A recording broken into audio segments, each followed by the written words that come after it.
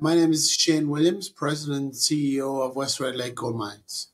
I'm just going to give a little bit of update, go through the presentation on West Red Lake, a little bit of the story, and a little bit of our corporate presentation. So we have some forward-looking statements. I would ask people to read those. I give a high-level overview of how the company really started. So, Frank Juicer is our main shareholder. He has built a lot of big mining companies over the last number of years. And so we got together about a year and a half ago. Frank believes in gold and he's a big macro gold, believes in the power of gold over the next number of years. And so the best way to get that leverage to gold is to build a gold mining company. So obviously Frank and myself got together about a year ago. We started to look for an ideal project. Because mining today, it takes so long to get mines into production between permitting, engineering, and drilling. We wanted to target a mine that was already in production or could be put into production quickly, so that as gold is rising in this current environment, you can move quickly into production. So we identified an area called in Ontario, the Red Lake region of Ontario, very storied mining district in Canada. Over 30 million ounces of gold has been produced and very high grade in that region. There's also some big mines in this region. It's been very popular for big companies to do some M&A. So you'll see the mines there, which is Kushner, Campbell, and Red Lake. They're the original Red Lake mines that Goldcorp owned.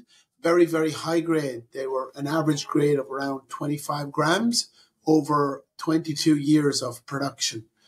High grade, deep underground mines, now owned by Evolution Mining, bought by Evolution Mining for $400 million 5 years ago. We identified the Madsen mine. Previous operators was called Pure Gold. They actually identified a project. We have a Madsen project we picked up, and we also picked up another project called the Rowan property in Red Lake. So we key mines in the area. Also, some of your investors might remember there was another project south of this called Great Bear Project that was bought by Kinross Gold for $1.7 billion. So a lot of interest in this high-grade region of Canada. So a little bit of the timeline of Madsen. So Madsen is a previous mine. It was mined well over for 30 years, from the 30s to the 70s. And there was a lot of infrastructure put in place. It produced over 2 million ounces at 9 grams. So again, a very high grade operation. And that closed down in 72, mainly because gold prices, if people recall, in the late 70s, early 70s, went down around $400 an ounce. So that caused the mine to close down. Over the last number of years, there hasn't really been any mining on the area. Pure Gold was a company who did all the drilling. They did a feasibility. They permitted. They invested over $350 million in this project over a 5-year to 7-year period. We then got involved in 2023. Really, the company only started in June of 2023. And after we saw this asset, we ended up buying this asset. And so the asset we picked up, we really picked it up for Pure Gold had gone into a process called the bankruptcy process in Canada here. It's called the CCAA. They had a few challenges, which I'll walk through. But effectively, we ended up buying the project for just over 42 million Canadian dollars in total consideration of Sprott Resource Lending, who were the main lender to the company. Comprised of cash, $6.5 million in cash, and 1% NSR, and we had their debt converted to equity in the new company. So about 42 million total consideration. When you look at the value that was spent on the project, over $350 million, plus we picked up some tax losses of 270 million. So it was a really good timing of valuation in the market to pick up an asset like this. Again, a little bit to give some, this project, the value, the market cap of this project when in Pure Gold, it peaked at over a $1 billion Canadian market cap. it was a very high-grade operation. They moved quickly into operation. They were actually in operation. And at that stage, they commanded an over a $1.2 billion market cap, Canadian dollars. There's been over $350 million spent on the asset. And again, the high-grade ounces, there's over 2 million ounces at around 7 grams indicated and inferred already defined on this project. Just to give some people an overview of some of the infrastructure in place. Look, there's a shaft already on the site, over 1,200 meter shaft. There's tailings capacity already developed. There's a mill in place. There's underground equipment. And there's already permits in place, which are the key. There's discharge permits. There's the IA in place. And there's an IBA agreement in place with the First Nations partners. Just there's the scale of the mill available at the moment. It's brand new. It was put in place in 2020. So really brand new. It operated for less than 12 months. It is an 800 ton per day mill. And it has the expandability potential to up to 1,500 tons a day. So real opportunity to grow this mill over time as we ramp up the project. No metallurgical issues. It operated at 95% gold recovery and no operational issues either during the production. A little bit on some of the history of this deposit. These deposits in Red Lake, they go very, very deep, but they're more high-grade vein systems, which require a lot of understanding of the geology and a lot of infill drilling. And that's really what we've spent the last 12 months doing since we got the project. We've done a lot of infill drilling. We've done a lot of understanding of the geology to get a much more accurate understanding of the geology. And now we're starting to move into mine planning at the next phase of the project. And again, to go back to some of the history of what the challenges of the previous operator is they didn't have a lot of understanding of the ore body structure. Remember, they started from drilling from surface, so these systems need to be drilled from underground. So their interpretation of the model was this blue shape you'll see in the top diagram. And really that interpretation was redone after they ended up having the shutdown and went into bankruptcy. And you can see the challenges of the model, but it requires a lot of detailed drilling, underground drilling. And you can see from the purple model, the blue model through the purple model to the actual brown model in the bottom diagram, how much it changes over time with the increase in drilling. So these systems require a lot of drilling to understand the mine plan and develop a mine plan associated with that. But however, there is a lot of high-grade potential in this ore body. The shaft you'll see in place at the moment, it's down to 1,200 meters at the moment.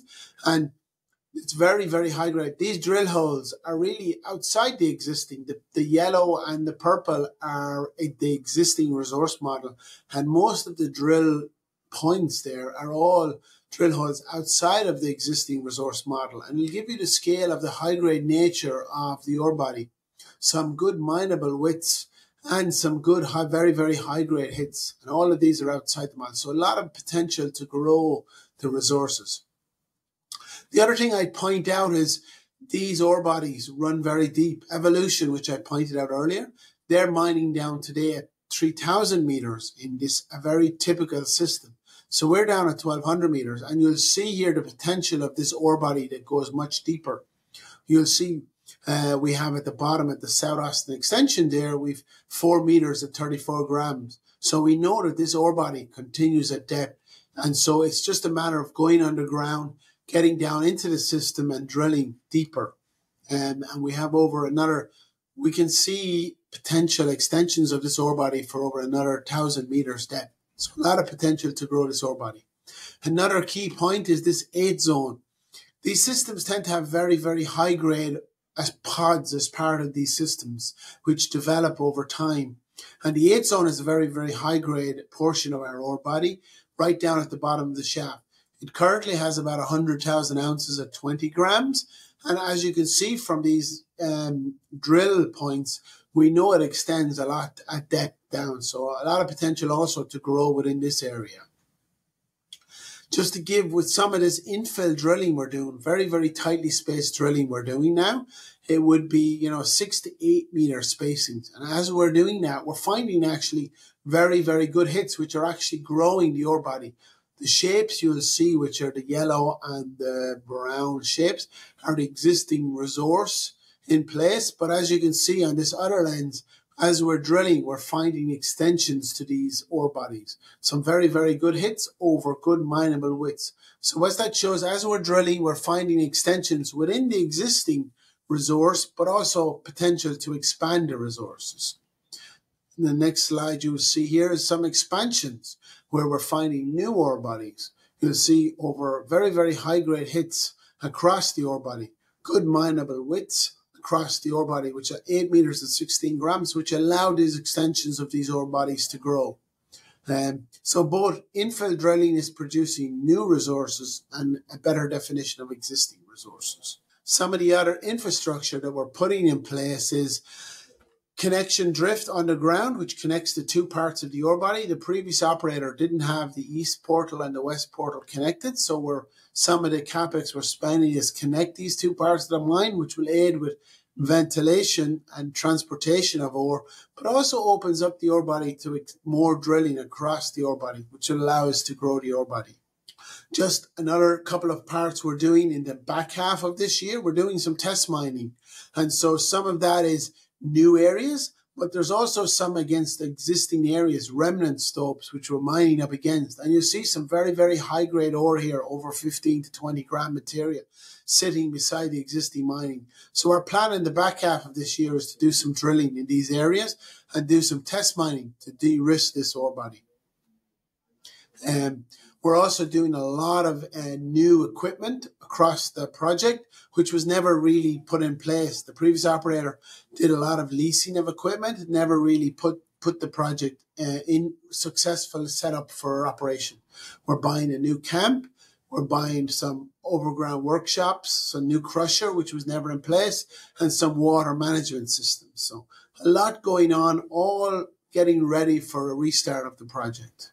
A little bit, our goals over the next 6 to 12 months is we're doing this infill drilling, which has been ongoing for the last 12 months.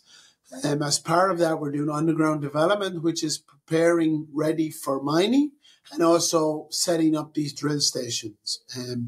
As I said, we've looked at some capital items we need, like mills and crusher and camp. We're doing test mining, which will help us define the best methods of mining. And then we're going to do a bulk sample in the back half of this year to resource confidence, to ensure that we have the resource model and the actuals very well guided together. And then we're ramping up. The plan is to start ramping up early in January 25 towards a full production restart in 2025 of next year. A little bit overview of the real value opportunity we see on this project. As gold is rising, obviously gold is rising now up above $2,400 an ounce. And a lot of projects will rise as a rising tide lifts all boats. But really you'll see here, what you see is you get a bump in PNAV as you move from an early stage project developer all the way from a junior producer into an intermediate producer and grow from there. That's really the upside that we see with this project. At the moment we're in this early exploration phase, but as we quickly move from developer unfinanced to developer financed to junior producer, you'll see a lot of PNAV growth on companies, which is really, as we move forward, we'll be really ramping up this curve very quickly in a short period of time.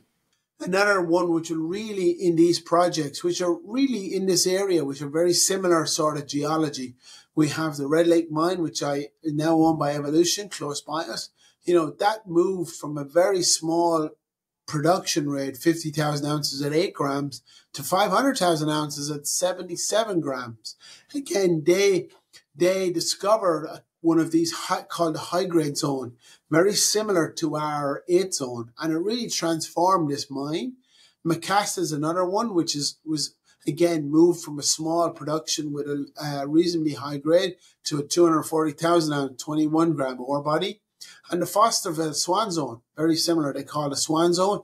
Again, with one of these ore bodies, they moved from very, very low production at a small grade to very, very high production, 356,000 at 24 grams.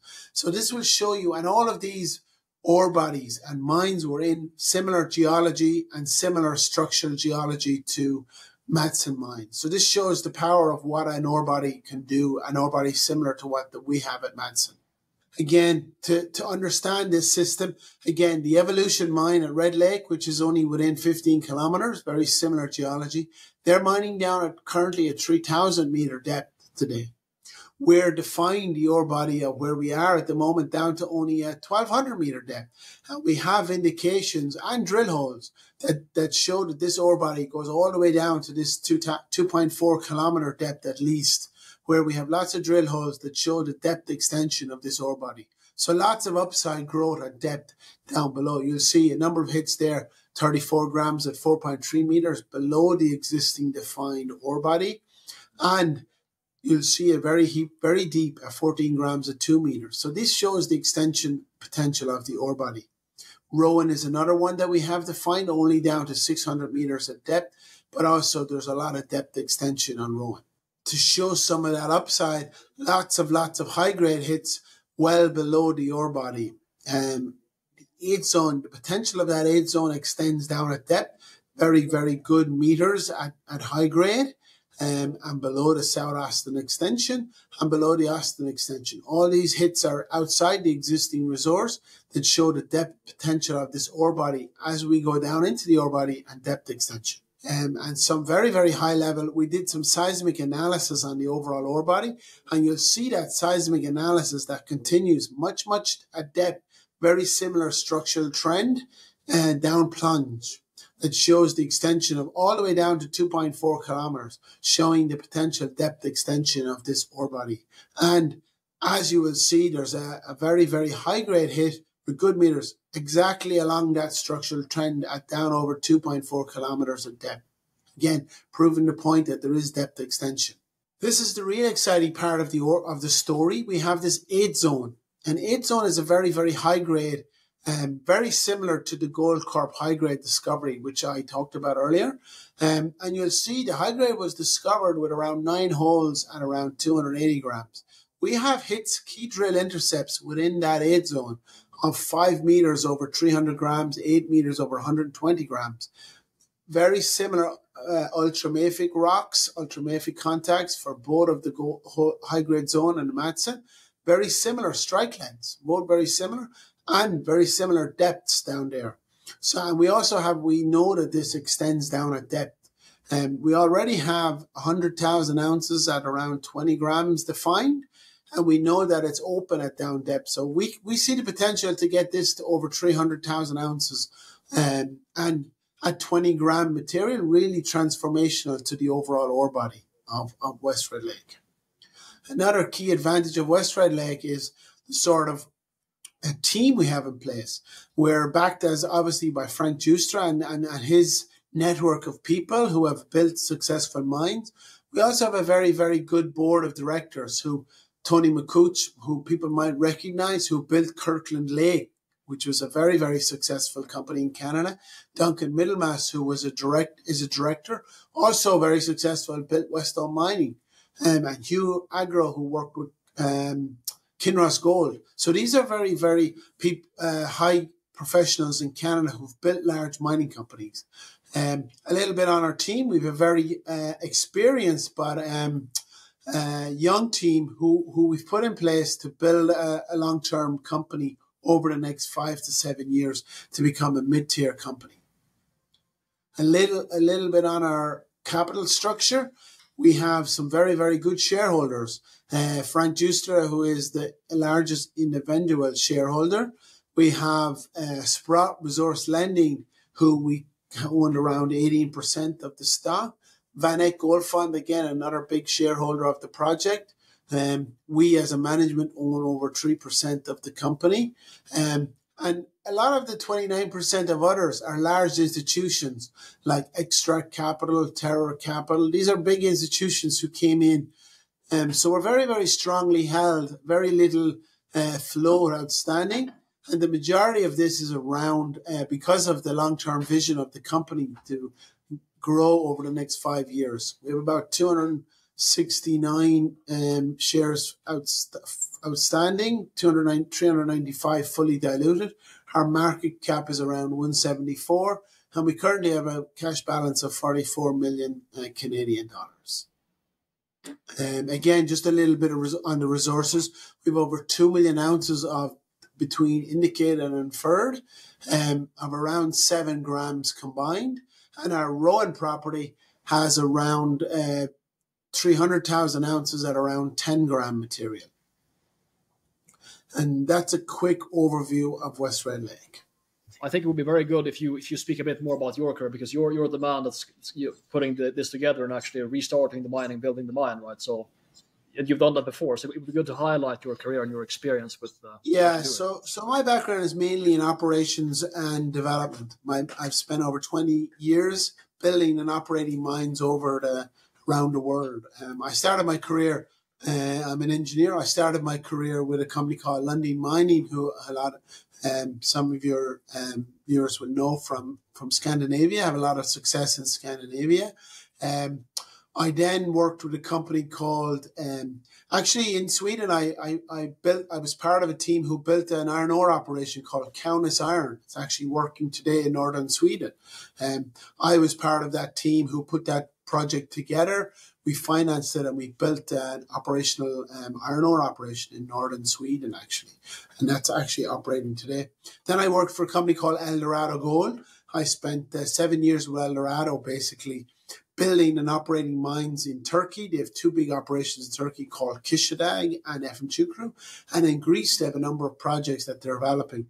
One called the Skouries project, which I actually was involved at the start and building that all the way up to they're moving it into production now. So I was involved in building the team, building the structure, getting the feasibility done, and actually doing the construction of that project all the way through.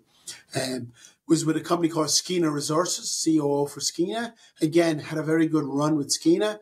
Was part of the deal who did all the transactions on SK Creek.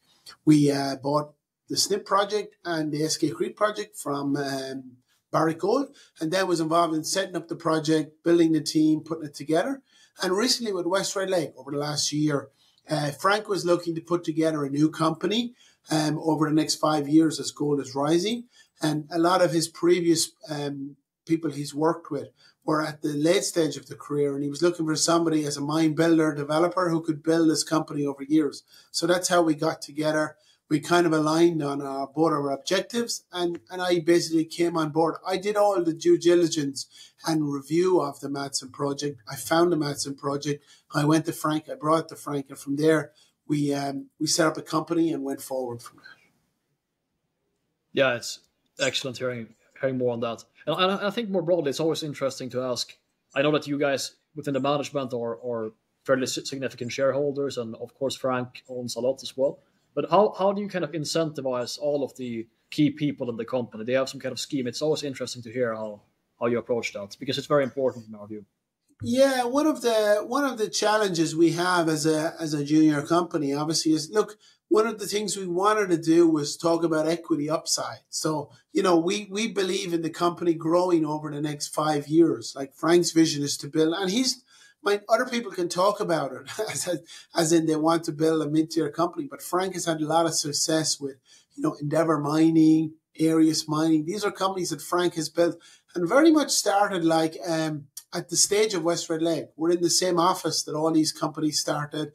They all started as small junior producers, and over the next 5 years, there was a build and buy strategy to grow quickly. So a lot of the people who came on board, obviously, took a lot of salary cuts actually to come in here to build something new and something exciting. And so it was a lot around the equity upside, the ability to get equity, buy equity in the market, buy shares in the market, and really be part of that story aligned with shareholders. So that's really been a lot of how we've compensated executives.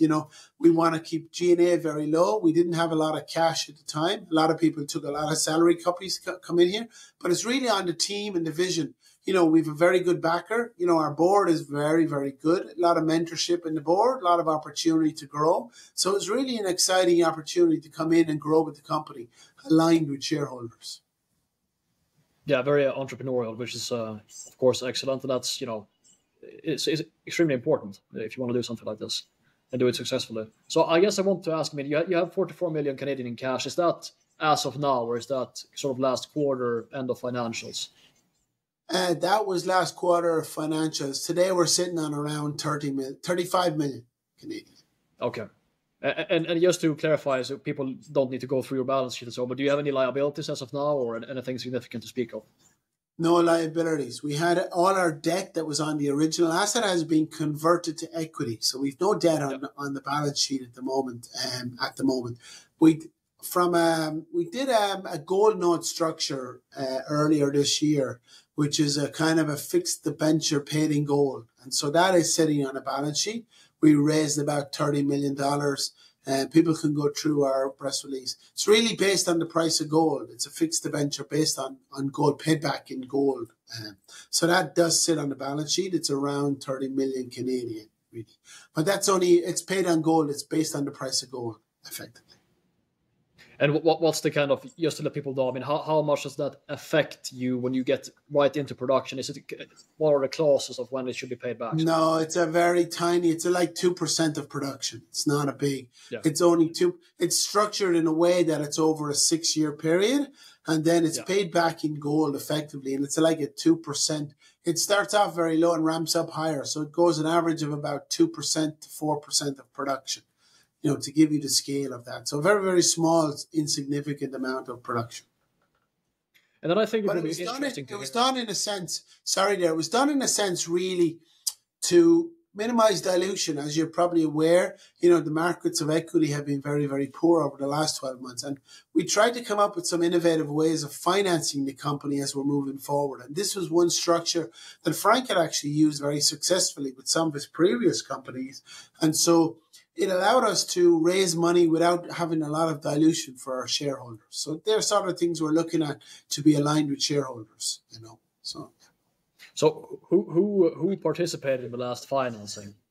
Yeah, in the last financing, we've really looked with the way we do our financing is we run a president's list, and that's really a list of people that we as a group, the bigger group, bring into the financing. And so most of our financing today have been around 50% of our own financing, raising our financing. We've done some brokered financing, but we've been able to raise internally like around 50% of every financing.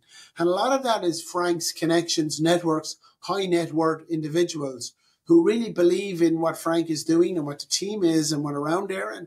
And so a lot of that is there. We've also brought in a lot of institutions. The big Ruffer fund out of London, a big gold fund out of London, came in for a substantial amount at the last financing. Van Eck came in and upped their financing. Sprott again came in and considered. And Frank has pro-rated all the financing to date. So between that, most of our financings are covered between our group and some high net worths and some large funds all the time. So we've been very successful in raising which are very poor markets, as you will know, Gorm, over the last 12 months, pretty poor. We've been very successful in raising money, which really shows the quality of the team, the vision, and the ability of a group to deliver effectively. Yes, that's true. So, let's say you want to issue equity to get some additional funds. How much, what portion of the existing shareholder structure would put in their pro rata right away? If you just give a ballpark, what you would expect. Yeah, so a little bit. Look, our plan is not to raise a lot more equity. We have we have just under 40 million today in the balance. About another 50 we need is all, Gorham, to put the mine fully into production.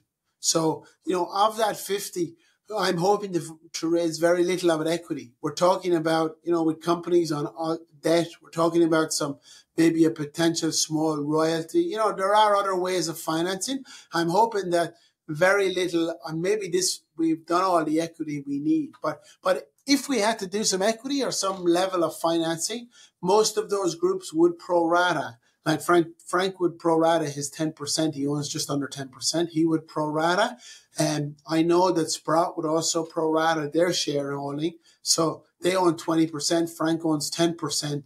Van Eck has committed to doing their 7%. So you've nearly 30-40% already committed on whatever financing structure that looks like, and our existing shareholders above that would also pro-rata up. So I would say most of our financing, 50% would be a pro-rata basis going forward. And I know that I think Sprott got issued at 1% NSR back when the transaction was structured. I assume it was Sprott. Yeah. Do they still own the royalty?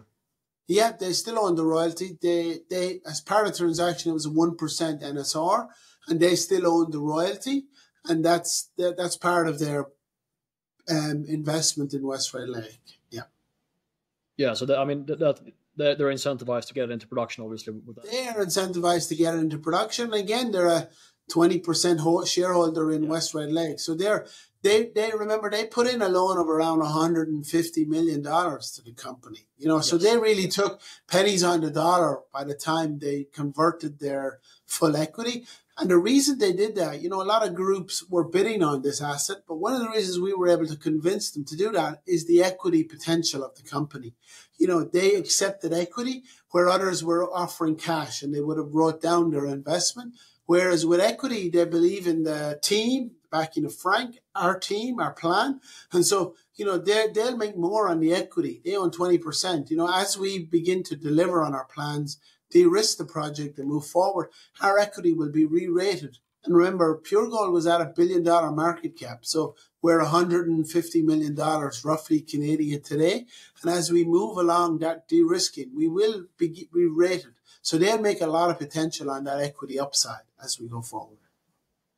And we'll get back to kind of the financial structure in a bit more rigor shortly, but I want to ask about the warrants currently, because that's a potential. Who knows? I want to ask who owns the majority of the warrants, because you have like 70-80 million owned by shareholders right now, or any of the supporters might be able to exercise at an opportune time if you need some extra funds and so on. Just give some context. Yeah, look, that is a potential source of financing. All our shareholders, existing shareholders that are supportive, they own most of the warrants. Frank owns the warrants, Sprott owns the warrants, all the funds own the warrants. And, it's a lot of financing. There's some are in the money, actually. Some at different prices, 90 cents. Some are at 68 cents.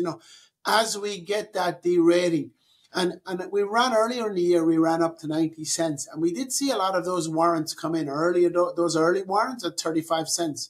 So I do fully expect as we derate and get into that range of moving towards production, a lot of them warrants will come back in. Some of them are up to 2026, early 26. So into 25, the time period for exercise will come short. And as we begin to move forward, we will see some of that. But look, it's an opportunity.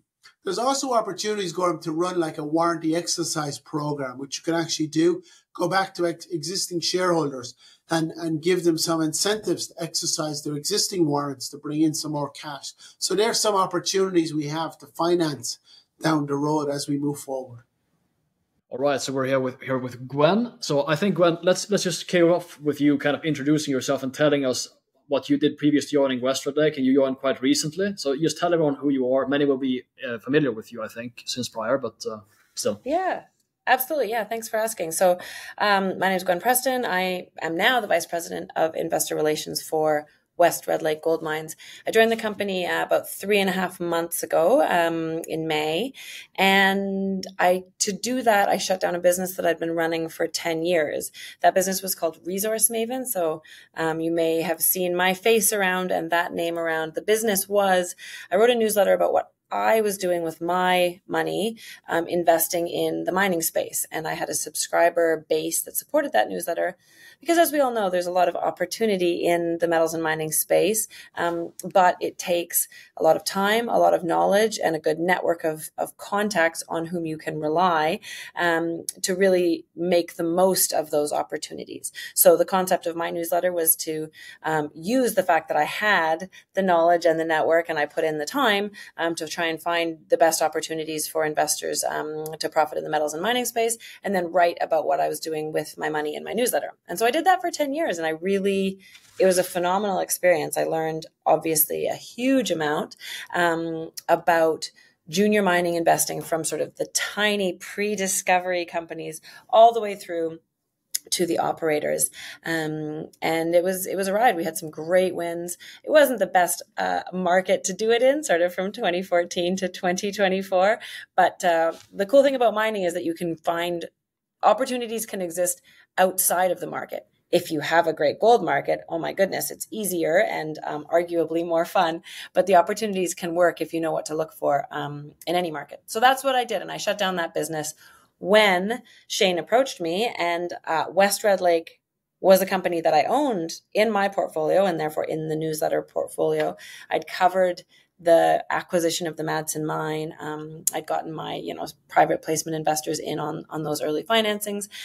And I really liked the story. And so when he approached me with the fact that he needed someone to help him tell the story, Shane is an incredible mine builder. He's also very good at telling the story, but he doesn't have 2 full work days available to him. So he needed someone to help him tell the story. And it was just a great coincidence. I was just ready for a change after having done what I did for 10 years. And West Red Lake, to me, was a very strong investment possibility. And I really liked the depth of the story and the complexity of the story and what I could do with it. So that's what brought me over here. So if we kind of zone in a bit about the original decision to go into West Red Lake, so you covered the kind of, you were almost there in the due diligence process and saw the acquisition originally. So what were the kind of the key strengths, and those are maintained today still, that you were really attracted by with the investment case? Yeah, for sure. So, I mean, I remember seeing the news release come out, and I was actually a bit skeptical. And I think a lot of people were. I'm like, okay, so a new team is going to come in and do right what failed not very long ago, right? Like this, the deal came out to buy this thing only, was it sort of 8 months after the mine went into the CCAA process? So like it was, I think there was a lot of skepticism, and fair enough. So I nonetheless saw who was involved in the deal, sort of the strength of the management team, and, backing from Frank Justra. And I was like, okay, I can see that there's an opportunity here. So I invested after some, initial due diligence. But I was still sort of like, okay, I'm going to give him a chance and see what can happen. The real transition for me was when I went to visit site. And I did that in July of last year. So July of 2023, they had just really closed the deal and gotten on the ground. And I was able to go down and visit the site. And what struck me there was, it's one thing for there to be to present a story that here's what went wrong and that's how we're going to fix it. And those stories, it's easy to have a little skepticism about them because it seems too simple to be true, right? Mines are very complex things. So it seems too simple when you distill it down to a few mistakes, fix them. But when I went to site, they had restaffed the operation, on an initial level with, of course, a lot of people who had worked there during the Pure Gold days, because they're the people who live in Red Lake. They know the asset. They're good mining people. And when you're at a site visit, you get to talk to everybody. You get to talk to the person who's literally the cleaner, all the way through to, the mill manager and everybody in between, all of the geology staff. You just get to have great conversations with everybody. And the important thing that I took away from that was the common thread. And the common thread was that almost everybody on staff sort of knew what had gone wrong, but they were disabled from doing anything about it. So they could see that the geology staff understood that there wasn't enough infill drilling, and the engineering staff understood that there wasn't enough confidence in the mining shapes, and the milling staff understood that they had been told to expect more mineralized material than was actually showing up. And so, and so they were now trying to manage a mill that wasn't right sized. And there was, the team understood that there was reconciliation issues because there hadn't been good management of where the ore was coming from. So they couldn't do reconciliation, so they couldn't fix.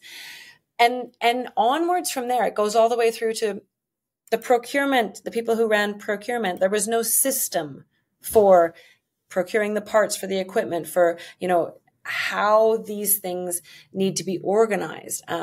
And on from there, there was just this very consistent pattern of a lack of foundational organization, and like that stems from, that can only exist in a mine if the management has really done it before and really understands how complex it is to have real operational readiness. And so I heard that story over and over again, and I was like, okay. And every time I heard the story, it was something that was likely fixable. Infill drilling is something you can do, right? More time to develop confidence in the resource, and therefore to have confidence in your mining shapes, and therefore to give your engineers time to create optionality in your mine plan. That's doable. Having a system for procurement, having better planning, having better HR and safety culture, and these are all things that are doable if you have the right approach, if you have the time, and if you have the capital. That's what I took away from that site visit that I did last summer. And it really resonated with me, because there were so many like small stories from each person that I talked to that all added up to that same picture. And so then I started really liking the story, and I started talking about it more in my newsletter and getting to know the team on the management level better. And of course, as I got to know Shane, it truly reinforced the idea that Shane and the group that Shane was building were the right group to be able to remedy the things that had been missing before, because Shane has built 6 mines, and he has deep experience in what it really takes to set up a mine to likely succeed, right? It's just so freaking complicated. If you think about how many steps there are from drilling into a gold intercept to mining, milling, and producing gold from that, there are hundreds of inputs that each require the right timing and the right interfacing and the right expertise. And so operational readiness is really just knowing how to set up all of the systems so that they interact with each other on the right time and give you the chance to succeed. So as I got to know the team, I was like, this is what they're doing. They have the access to capital. They're giving themselves the right amount of time, and they have the expertise to make it happen. So that's what really hooked me into the story. Sorry, a bit of a long answer, but that's the story as it played out. Excellent. And then I want to ask, kind of, since you invested initially up until now, how do you feel that the pace has been? Has it been on pace? Has there been some obstruction to the original sort of timeline communicated? Could you just describe the story so far for you? Initially as an investor, now part of the company. Yeah, for sure. So I think one sort of communication struggle that there's been a little bit with investors is that when the deal came out, I mean, this deal happened fairly quickly, in that Sprott Resource Lending was like, okay, we're going to sell this asset. And when an asset goes up for sale, you got to move, you got to do your due diligence, and you got to make the deal, and you jump in. Sprott, when they were doing that, put the asset up for sale, they had a restart plan that they'd had, I think it was SRK put together. And it gave a timeline and cost to restart. And those are not the timeline and cost that we are on track with. That was like a 6-month timeline and a $70 million cost. Those are very modest numbers for restarting a mine that didn't work. But those numbers nonetheless, of course, got out there in the market. So there was a bit of an expectation that West Red Lake was going to restart the mine in 6 months for $70 million. And that is not what we've done. And it actually wasn't ever the intent. That wasn't our study. That wasn't our plan. Our plan was to figure out what the best plan was and to do all the steps to make sure that we could restart it, feeling confident that we would be successful. And so it has certainly taken longer than 6 months, as we expected. It's going to be more like 2 years by the time we go from closing the deal to restarting the mine. And the amount of money that we're going to spend is probably going to be about double that $70 million. But it's nonetheless going to be a quick return to production relative to how long it usually takes to put a gold mine into production. And it's still going to be a very modest amount of capital to get into gold production. So my challenge as the person who's out there trying to help investors understand the story is to make sure that that early concept that wasn't our concept. It isn't in play. I do have to address it. The pace of work is very impressive. And I know it may not always seem like that from the outside. I used to comment to people that exploration, mining, or development companies, from the investor on the outside, they probably just look like ducks, like gliding across a pond, right? Just sort of calmly, not doing much. But underneath, they're like paddling like mad, right? And that's sort of what I feel like is going on at West Red Lake right now. There is so much work underway. I can't even really express the number of levels of assessment and planning and information integration that are happening to get this thing ready for restart. So the pace is as fast as we truly can do it. And I think fairly soon we'll be able to communicate that with some clarity to the market when we put out our PFS, and that just clearly defines what we're doing, that a lot of the capital has already been spent, that the timeline is short from here. I think that document's going to really help put the story into its new reality, and hopefully get the market excited about the fact that, we're going to turn on a gold mine soon, and there's not very many gold mines that are starting up in 2025. So if we get into kind of the second segment there, where we talk about restart, and we talk about the re-rating or the multiples and so on, which many analysts and so on focus a lot on. The first one is the re-rate from being sort of unfinanced to becoming financed officially, right? I'm not super concerned that you will that you won't be able to do that, obviously, because it's not a big equity bridge to gap, and you have very credible people here and a solid project. But if we speak about the structure of the financing, how much debt are you looking to take in? How much equity do you feel like you would need? You have 30 million CAD around there left now. What is the total quantum for you to want to get into production, but also be comfortable through ramp up and not freeze all other activities entirely? Yeah, I talked about, as I said, we have 30 million in CAD. That will probably, I said about another 50 more CAD to get us into production. And that's not just into production. That is actually to cover that working capital as well, Gorm. It's not all capital as pure capital. We did a lot of analysis on, as you know, a lot of these projects ramp up. It takes a while to ramp up, to get full into production, to be commercial production. And so most of that, probably 30 million of that 50, is to cover this working capital phase.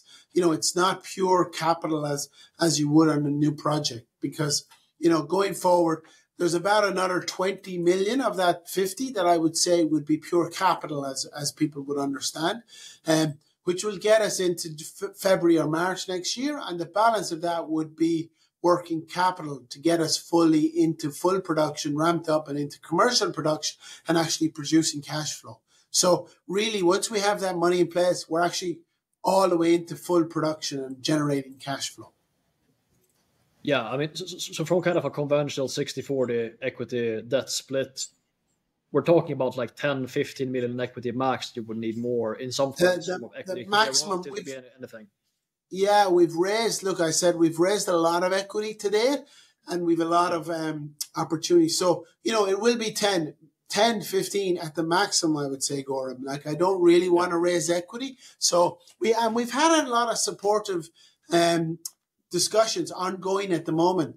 We've had opportunities for some debt. We've had opportunities for some a small stream. There's a lot of financing opportunities in place to allow us. And, again, they're not big quantums. It might be 30, 35 million, which are very doable from a point of view of on the project, given the sort of cash flows and values that we're seeing in current gold market. So again, small amount of equity. I suspect it won't be till next year. I'm hoping to wait till we get this re-rating like I showed. And once we get this rating, it'll minimize dilution. So there'll be no equity this year for sure, the balance of this year. And there might be some small raises next year. But again, 10 to 15 million would be the maximum we would need from equity. So really, the last bit of equity over the year has all been the main equity put into the project today. And I mean, Sprott, they're not a royalty company, but they hold this royalty. Could it be sort of an avenue to explore where Sprott might sell their royalty, you get the cash, and they get equity in return, sort of as kind of a swap of that royalty? Yeah, that's something you would consider. And again, I can't get into too much detail, but we are discussing that with Moment. Remember, it owns the actual the asset as well as the equity as well as the royalty sit within Sprott Resource Lending. They don't actually sit within the Sprott group of companies. They're not a royalty company, as you said. They have it on their books at the moment. They are looking to monetize that. So we are discussing that at the moment. So that's a potential, there's lots of, I don't want to get into too much detail, but we are working on lots of different opportunities to fill that gap on financing for sure. So, between some of these options, between the small stream, between the warrants, we can plug that gap very, very quickly without having to go back to the equity markets to dilute the company.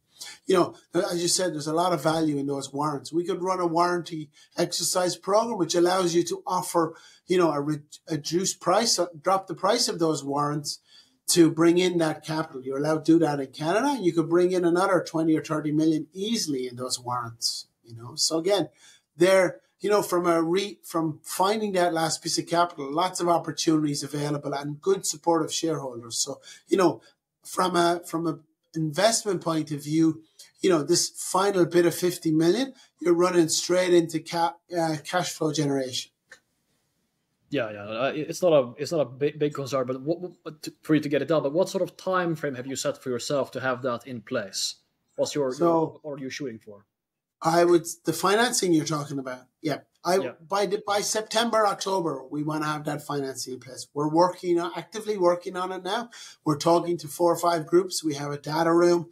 We have some even initial offers. We're actively working on that at the moment. Given the summer, the plan would be into September, October to have something secured, announce something, have that close very quickly as we move into the back half of this year. Really, as I said, having financed in place, having finance and developer finance will re-rate us as we move forward. So getting that quickly as we move into the back half of this year is a real key goal for the company now. And I think, we've spoken to Will, obviously, and that will appear a bit later here, I guess, probably. And he points out in detail the geological mistakes made by Pure Gold in the interpretation of the ore body. You mentioned that in the presentation as well. But what other mistakes have you kind of seen? There were some fuck-ups with the plant. There was some gold that was trapped there. But are there any other big learning points for you guys? Yeah, look, the main learning for me, Goran, was that the team who took on this project were never really project builders or operators. That team was called Oxygen Capital. They were mainly an early stage project developer, generating exploration focused. So, when you do that, they never really in my opinion, they were setting the mine up to be sold. They were never really viewing the mine in operation, building a mining company. They'd never built as a group, an operation. They'd never put it back into production. So they were never really set up for that area. So their approach, they leased all the equipment. I'll give you an example, Goran. They never really put proper infrastructure in place. They never focused on getting the right people to run the mine. They had 6 different GMs in an 18-month period. They had different groups. The team at site weren't supported. They were not really in that place. Look, they did successful things. They built the mine. They got it permitted. But where they began to run into trouble was when they had to move from that early stage to that development stage and production stage. They didn't put the right people in place. They didn't have the right teams who understood the underground mining, the systems they needed in place. And that really hurt them. But I would say, Gordon, that in the last 6 months before they went under, they managed to bring in some key people that I know very well, very successful mining. And we can see, we have all the production records. They just began to turn things around. I can see that's one of the reasons why I like this asset. They put in place the structures. They hired SRK. They did a new resource model update. They put in new mining practices. They got their systems correctly. They put in a new GM who's a very good underground mine guy who now is working with Lundin Gold, actually, in Futura del Norte. Very, very experienced operators. And we could see that they were beginning to turn it around. The grade was rising. The production was rising. The average production ounces was around 5,000-6,000 ounces a month. So they were just beginning to get there. So I believe with, another 6 months and maybe another $15 to $20 million, they would have got into production. But again, then unfortunately COVID hit them. It was the last kind of nail in the coffin, which really put them under, really. So look, they were already beginning to transform. And, I saw that if we could take that continue their structures, do a little bit more of technical work, we would be successful. And that's really how we ended up acquiring the asset, which I saw. So, I mean, for me, this ore body obviously has huge potential. You have the shaft in place, so you can get quite deep, and there you can see transformational potential. But for me, I just want to kind of focus on the first 3 years, because I think everything is going to be quite redefined by the time we get to the end of 3 years, irrespectively. So, the first 3 years is sort of the capital that you will require to hopefully transform the asset significantly to get into a high-grade zone equivalent or something like this. So where will you start mining in sort of the first few years? And what do you think that will look like in terms of average grades?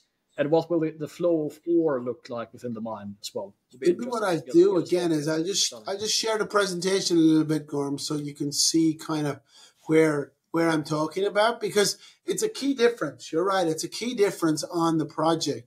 Just to go back to one of the slides there quickly. It's this slide here. Yeah, this is the slide. It's a very good understanding. This area under the West Portal here is called the McVeigh Zone here. And really, the mill is located in this area. And this is where really Pure Gold started mining. Because again, if you want to show the market that you're in production quickly, it's close to surface. You can drill this ore body from surface. You don't have to go down deep, build a ramp on the ground. So you can really show that you're in there. It's high grade, but unfortunately it's a complex system. So they started in this area and they didn't get the sort of grade that they expected in this area, mainly because they had a lack of understanding. Actually, we can't see your cursor, so McVeigh is just below the West Portal in the center. Just below the West Portal here. This is where the majority of mining took place during the Pure Gold era. Again, and I go back to my slides, they had lack of understanding of the ore body. They didn't have any underground drilling done, so they could only drill it from surface. So remember, this ore body, we're drilling at like 6 to 8 meter centers. So very, very tight space drilling, whereas Pure Gold had 15 meter centers from surface. So very, very different approach. And so, our focus is mainly now in the bulk of the ore body. You have South Austin and Austin, right in the bulk of this ore body here, right in the center, mainly halfway down the shaft where all that big pink purple area is and that yellow area. We're starting that area. You can see the ramp actually as the ramp goes down at the bottom of that ramp. That's really where we're starting mining, which is the higher grade portions of the ore body. That's where we're potentially starting. It's much more, maybe Will got into this, it's less complex. It's much more continuous of an ore body. And that's where we potentially want to start over the next 3 years in particular of this ramp up that you talked about, Gorm. So higher grade and more continuous ore body. And can you just give people some clarity? You can use with your hands. I mean, you have the East and the West Portal, the connection drift to connect the two now as well, and you have the shaft. How will what will be the flow of the ore in the initial sort of first couple of years of production, most likely? Yeah, one of the challenge was that the two portals are not really connected. So Pure Gold, and there's a road in between. So, they had a lot of challenges on moving ore from one portal to the other. They could only operate at certain times of the day. They couldn't really, efficiently move ore. So the connection drift there will allow us to move ore from the mill is located on the west side. So, they were coming from deep on the ground up to the east portal, the top, dropping material down, putting it in another truck and transporting across the roads to the west portal. So that became very inefficient, a lot of cost. So by putting this decline in place, it allows us to move ore from the east to the west very efficiently and with large truck size, big truck sizes, which reduce cost. So that's sort of there. As we get deeper into the ore body, the plan is as from level 12 down, we want to move, obviously then trucking versus shaft, it becomes very cheap to use shaft. We're going to renovate the shaft and use shaft from level 12 down. So the upper part of the ore body would be truck haulage through the declines and this connection drift. But as we get down to that level 12, we will bring ore downwards into that level 12 and up the shaft. So a combination of some trucking, some shaft to start, up to that 800 and then fully to the shaft as we ramp up to that 1,000 tons a day sort of phase. Again, a phased approach. And then just to give some context on where level 12 is, what level would you expect to start mining in approximately?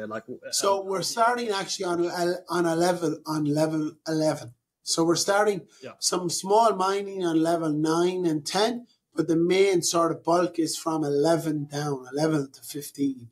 Sort of down. The shaft, just to give people an understanding, the shaft is 27 levels, down at the level. So halfway down the shaft, we're kind of starting to mine the majority of that ore. And the majority of the ore is from that level all the way down to the bottom of the shaft and below. So that'll give you sort of the scale of the mining, really. And that's area where it has new ore body, untouched areas, and that's where the majority of the mining will focus going forward. And just to kind of set the stage, because we know what the mill is constrained to currently and what it could be upgraded to 1500, but what is the hauling of ore constrained to? Kind of what's the hard set perimeter for kind of east-west, just pulling it through the portal? And then what would be the constraint for the shaft as well, if you were to constrain that to a hard kind of throughput constraint? Well, the shaft previously operated at nearly 2,000 tons a day. So it's a big shaft. It has a lot of potential. It needs some upgrades to go back to that. But that shaft today could move 800 tons a day very easily, ore plus waste. That could move very easily today. It'll need some upgrades to actually go to the full 2,000 tons, 1,000 tons of ore and 1,000 tons of waste. It will need that sort of thing. But to get to that 800 tons a day, once the shaft is up, that's quite easy to do. I'm talking about 800 tons a day, maybe 200 or 300 tons a day from the declines. That gets you that 1,000 tons a day very easily. And to go further ramp up, it's just about upgrading the shaft and getting to that. So we're not really constrained of ore movement, sort of. We have a lot of capacity in that shaft to move a lot more ore up and tons up the ore body. Yeah, so for sure mill before haulage in terms of constraints, which is good, of course. So I guess the question for investors, just to get a sense of the production profile to kind of get you towards having a multiple 100,000 ounce production profile. And there's a few avenues to consider that. We'll get to that in a little bit, but first of all, the ramp up to get to 800 tons per day, what is your rough sense of how long that will take? Yeah, so our plan really, Norm, is to start the mill early next year, middle of next year, ramp up. So, 2026 would be, give 2025 as a startup ramp up year. 2026 would be the first year at 800 tons a day, sort of, which would be around 60,000 ounces a year to start, 60 to 70,000 ounces a year to start. And then the plan would be the mill was running at 1,000 tons a day, actually, during the pure gold era. So then move into 2027 at 1,000 tons a day. So then you're ramping up to 80 to 90,000 ounces a year.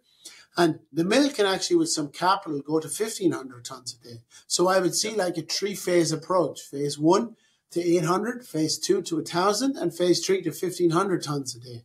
So that will give the ramp up and growth of the project over the next 3 to 4 years sort of phase. None of them need, major capital.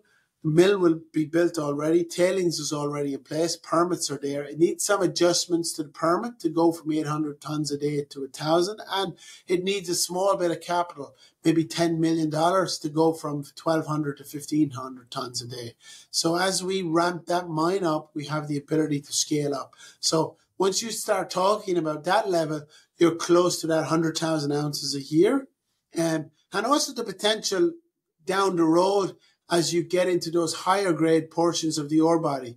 1,000 tons a day at 8 grams is way different to 1,000 tons a day at 14 or 15 grams. That makes a huge potential upside to the project. Obviously, we have to go down there, we have to define it, but we have a shaft that can be brought that material very quickly. So once it's defined, that 8-zone ore body at 20 gram material, we can bring that material up very quickly into the production profile. So that really gives you the idea of the scale long-term of the ore body. You could potentially, between the 8-zone, we also have our Rowan property, which we'll talk about, which is a 12-gram ore body. So, that's a hub and spoke system. So long-term, you have this 7-gram main which will form the basis of the ore body, but you have the ability to bring in 12-gram ore body from Rowan and a 20-gram ore body from the 8 zone. So you could have an average grade of around 10 grams on this. So at 1,500 tons a day, 10 grams, that's around 150,000 ounce production over the next 5 to 7 years as we ramp up the project. And what would you expect the kind of the all-in sort of mining and processing cost per ton to be? Because you're dealing with, multiple, like $500 in-situ value material, at least, and your recoveries are excellent. So that's kind of the value of a ton of. I would say around 1,300 AISC, US AISC, around 1,300. As you know, all you have to do is look at the kind of costs have gone up recently, particularly in this area. Look, we have a high grade. Look, as we get into higher grade parts of the ore body, that will reduce down. But look at that 800 tons a day sort of number. Obviously, as you ramp up in production, you bring down that. But as a starting around 1,300 AISC, where gold is today, that's $1,000 margin, $1,000 an ounce margin, So if we convert that calculation, because that's interesting. So if it's 1,300 per ounce at that sort of like 70, 80,000 production profile annually, 800 tons per day, 7 to 90 grams per ton of gold or something like this, head grade. That would mean that the kind of per ton processing cost would be $250 or $200 plus mining. That's roughly around 250, 260 sort of US dollars, and split between mining is probably $100 an ounce, milling is probably another 50, 70, and then some G&A on top of that, so around 250 sort of mining cost. And, you can bench that very easily. Some of your investors can bench that. If you look at, typical mines in Red Lake, underground mines, you have Alamos Gold has a high-grade ore body, Wesdome Mining. We've done a benchmark around those current operating with a shaft underground mining. That's the sort of range, 220 to 250 sort of range. So that gives us a good benchmark. And remember, Goran, we're not a mine who's doing feasibility studies. We're underground mining as we speak. We have 150 people on site. We're drilling, blasting, loading, hauling. So we have actual costs. So when we do, another advantage is when we do this pre-feasibility, we're using actual costs. We're actually better defined than normal feasibility studies where you're doing estimates at plus or minus 15, 20%. We have actual costs. We're underground mining. We have people on the site. We have costs on our site. We have miners on store. So we know very well our costs going forward. So that gives another level of certainty on this study that, these are actual costs and they will be benchmarked against our peers. So we're very confident on those sort of numbers as we get in and start the production. But obviously, look, as you get into higher grade ore parts of the ore body, that AISC will come down, because it's based on a per ounce basis. As the ounces high grade comes up, your AISC comes down. So as I talked about that ramp up, I believe gold will rise over the next 5 years. So you have a rising gold price and a lowering of your costs. So that gives a lot of margin potential going forward. Exactly. And we'll see in the PFS what you guys actually release. But just some napkin calculations here. It's like $200 to $300 mining plus processing. Probably is somewhat correct cost base. And then you can calculate various grades and what that equates to. So you can get a tremendous margin expansion. So even at $1,000 an ounce, let's just call it margin, 70,000 ounces a year. That's a lot of cash flow generating within the next 2 years. It's not like that'll be 5 years down the road. Call it 26, 27 sort of period. So when you look at the risk reward or the sort of 70, let's say one more capital raise of $50 million, whatever that is, you're getting at that sort of ounce profile with that sort of return over the next 2 years. That's a very good reward for a small bit of capital going forward. There's very few developers, Gorham, and you'll probably know within that has that ability to leverage very quickly, move to cash flow with those sort of margins in such a short period of time in a rising gold market. Like gold is already today above 2,400. If gold keeps moving, you could be in a $2,500 gold environment as we're moving into cash. And so you've even a bigger margin going forward. can we just speak about the activities, the main activities, as you outlined in your last update, to get to restart operations, just kind of sequentially? If we just start with the connection drift, if you speak to the approximate cost and approximate timing to get that done, what's your sense on that item? Yeah, so for us, the connection drift is a key part of infrastructure that we need to, I highlighted. That has a potential, that's about $12 million Canadian. That's, if I talk about Canadian, and we actually raised flow-through funds to do that, actually, Goran. In Canada, you can actually raise flow-through. So going back to that, managing without dilution, we raised flow-through, actually, because it's a connection drift. We were able to raise flow-through funds for that. That's part of it. We need to buy a camp. There was no camp ever on the project, so we're buying an accommodation camp. Is one of the things. They never had a crusher, actually. They used a contractor to do all their underground crushing, etc. So that's another piece of key equipment we need. And if you mentioned the sort of the cost and when you expect to have it in place will be useful, okay. At least according to your time plan. The connection drift, go back to connection drift, that should be in place by February of next year. So that started today. It's progressing over the next 8 months, and it should be in production or finished, completed by February of next year. So that will open up the ability to move ore, bigger trucks, operating costs cheaper. We've gone ahead and purchased the crusher. The crusher was about 2 million Canadian dollars. That'll actually be on site within the next month. That has been purchased already. That'll be on site. So that allows us to ramp up the underground mining, start the underground mining, bring the material onto the surface. We're also buying a couple of infrastructure facilities, like a mine dry, a maintenance workshop, which were never really put in place. They're around $5 to $7 million. Both of those are being fabricated at the moment, so they'll all be in place by the end of the year, effectively, as we move forward. They're sort of the main blocks of capital, as I said, around $10 to $15 million of real capital. We're also doing a tailings dam lift. So our tailings dam, we're doing one more lift now in the summer, which is the next level. And that will allow us to have up to 10 years of capacity in the tailings dam.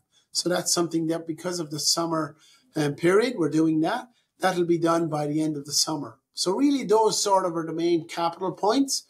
And we're starting underground mining in the next month or so to do some test mining. So that's another part of this de-risking. Again, the ore body, we'll take some ore up, we'll run it through some test mining procedures. We'll compare it to the ore body. We'll be able to come out to the market and say, yep, we've done a bulk sample. In the bulk sample, we got 2,000 ounces. In the resource model, it said 2,000. So it'll give confidence in that reconciliation. So they're sort of the activities as we move forward, our pre-feasibility we talked about. So with all those activities ongoing, the plan would be in the back half of the year for the board to make the formal decision to move into production, and obviously the financing in place. And then we would move into production early next year and ramp up over 2025 and sort of into full production, and starting 2025 would ramp up. And then year one full production would be 2026. So the idea is really to make kind of a formal switch from, okay, now we're putting the final pieces on the chessboard together, and then moving into a attack mode and actually starting to fully focus on mining will be sometime late this year or early next year. Yeah. We need some of those de-risking. I want to have some of those de-risking in place, a feasibility, obviously, so we can see the long-term potential of the project and upside. I think the market would look for that. Remember, the last mast operator never really put a proper feasibility study in place. They put a study in place. They went forward. The study was based on a wrong geological model or reinterpretation. So, we need to put that in place for the market for sure. And I want to make sure with all this infill drilling that we have a good inventory of mineable stopes ready to go. So I'm looking to have a year to a year and a half of mine design stopes following this drilling already in place. So we have a year runway before we have to define the next year. So, that needs to be done. We have this test mining program that I'm talking about, this bulk sample, taking these samples. So there are a number of de-risking that we need to do. And once those are in place and we feel confident, we also need the financing. So that's the fourth leg of this stool. So once we have those in place, we will actually make the decision we're now moving into production and ramping up the project. Early next year, those should be in a position. Yeah. And what sort of milestones have you kind of set along the way for next year? I mean, is there like, okay, halfway through next year, you want to reach 400 tons per day, consistent throughput? Yeah, the ramp up starts. Yeah, it is very much like that. The ramp up would be for most of next year, starting at 400, then going to 600, then going to 800. So we hope in the back half of next year to be at that 800 throughput rate.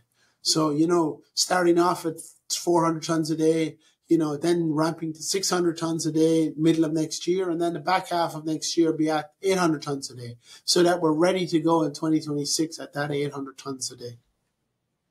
So how quickly do you think you could reach 400 tons per day? Because it's still a decent production at that point. It kind of probably comes. Yeah, I would say like second quarter of next year we would be at that 400 tons a day. All right, so we're here with Will Robinson. Why don't you talk a little bit about yourself, briefly introduce you to our investors who you are and how you came to be with West Red Lake? Yeah, for sure. So I'm Will Robinson. Pleasure to meet everybody. Vice President of Exploration for West Red Lake Gold. I joined the company in February of 2023. And shortly after joining, we began our diligence on the Madsen mine asset up in Red Lake, Ontario.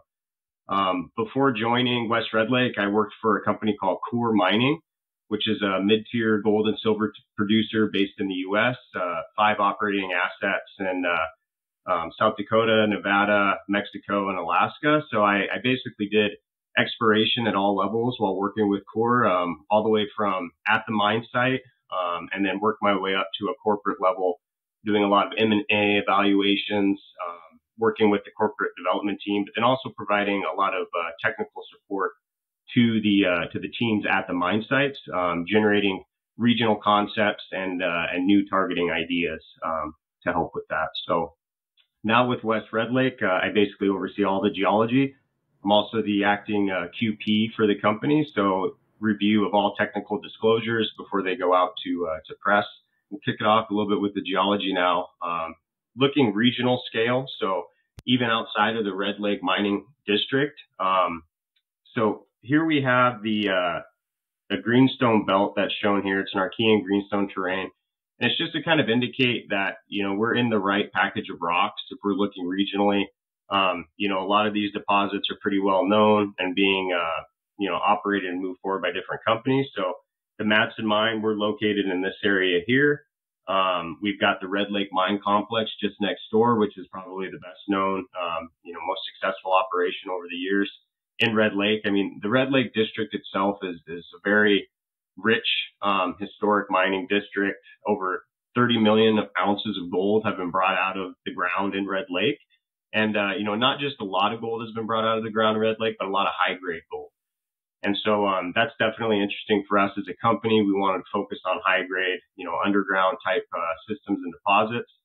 And if we zoom in a little bit here, this is sort of a district scale geology interpretation for Red Lake, kind of simplified, but still gets the point across. So you can see the outline of the Madsen property here, sort of emboldened, and then these dark lines with squiggles on them are very important. So these are main regional structures. And so at Madsen, we find ourselves with the main deposit hosted along one of these very large scale, you know, deep tapping regional structures. You can see up at the Red Lake mine, which is currently operated by Evolution. They're also along one of those big structures as well.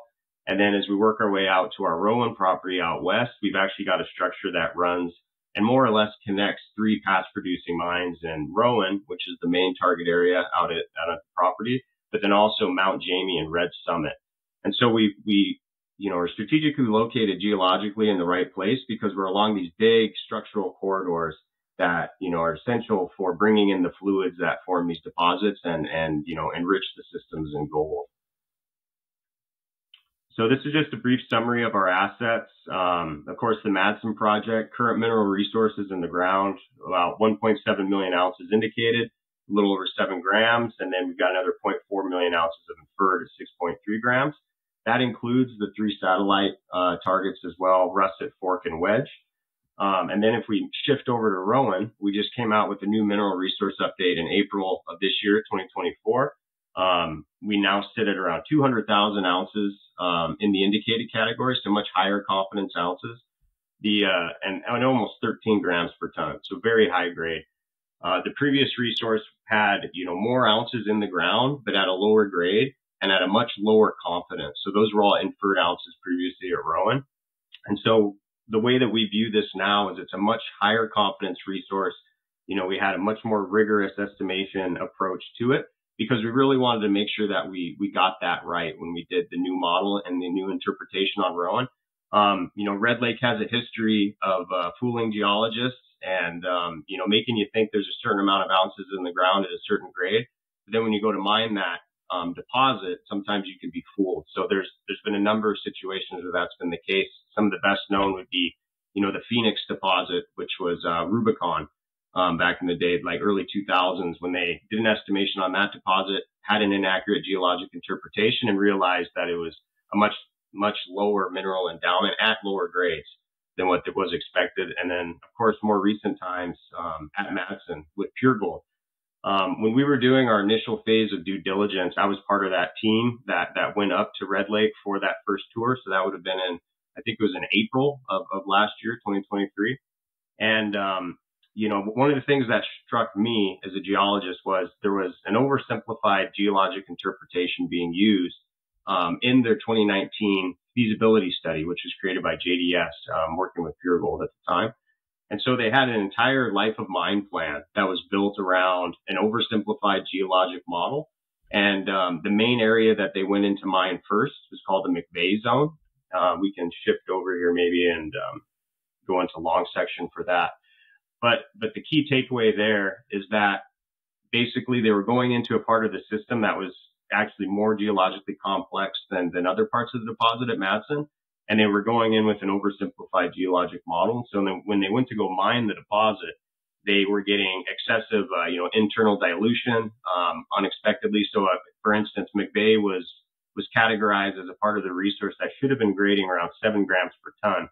But when Pure Gold actually went in to mine it, the grades that were going to the mill were more like 3.5 grams per ton. So once that occurred, the team basically took the life of mine plan, threw it out, and then started to essentially try to mine from the hip, so to speak, just trying to get high grade and ounces and tons anywhere they could get them. And unfortunately, in an underground complex, structurally controlled system like Madsen, that's just basically a recipe for failure, really. So it's very hard to recover once you deviate from your life of mine plan in a deposit like this. And so now, coming into it with a fresh set of eyes, basically, and more time afforded to us with the West Red Lake Gold team, it's been hugely beneficial because now we can take a step back, treat this asset more like an advanced stage exploration project, get underground with the drills, drill off the areas of the deposit that we see, that are holding the highest potential, and give ourselves an actual chance to get all this stuff defined and accurately understood before we go in and mine it. And so now we're transitioning sort of away from the exploration phase and into the mine restart phase. So it's been very exciting for the team.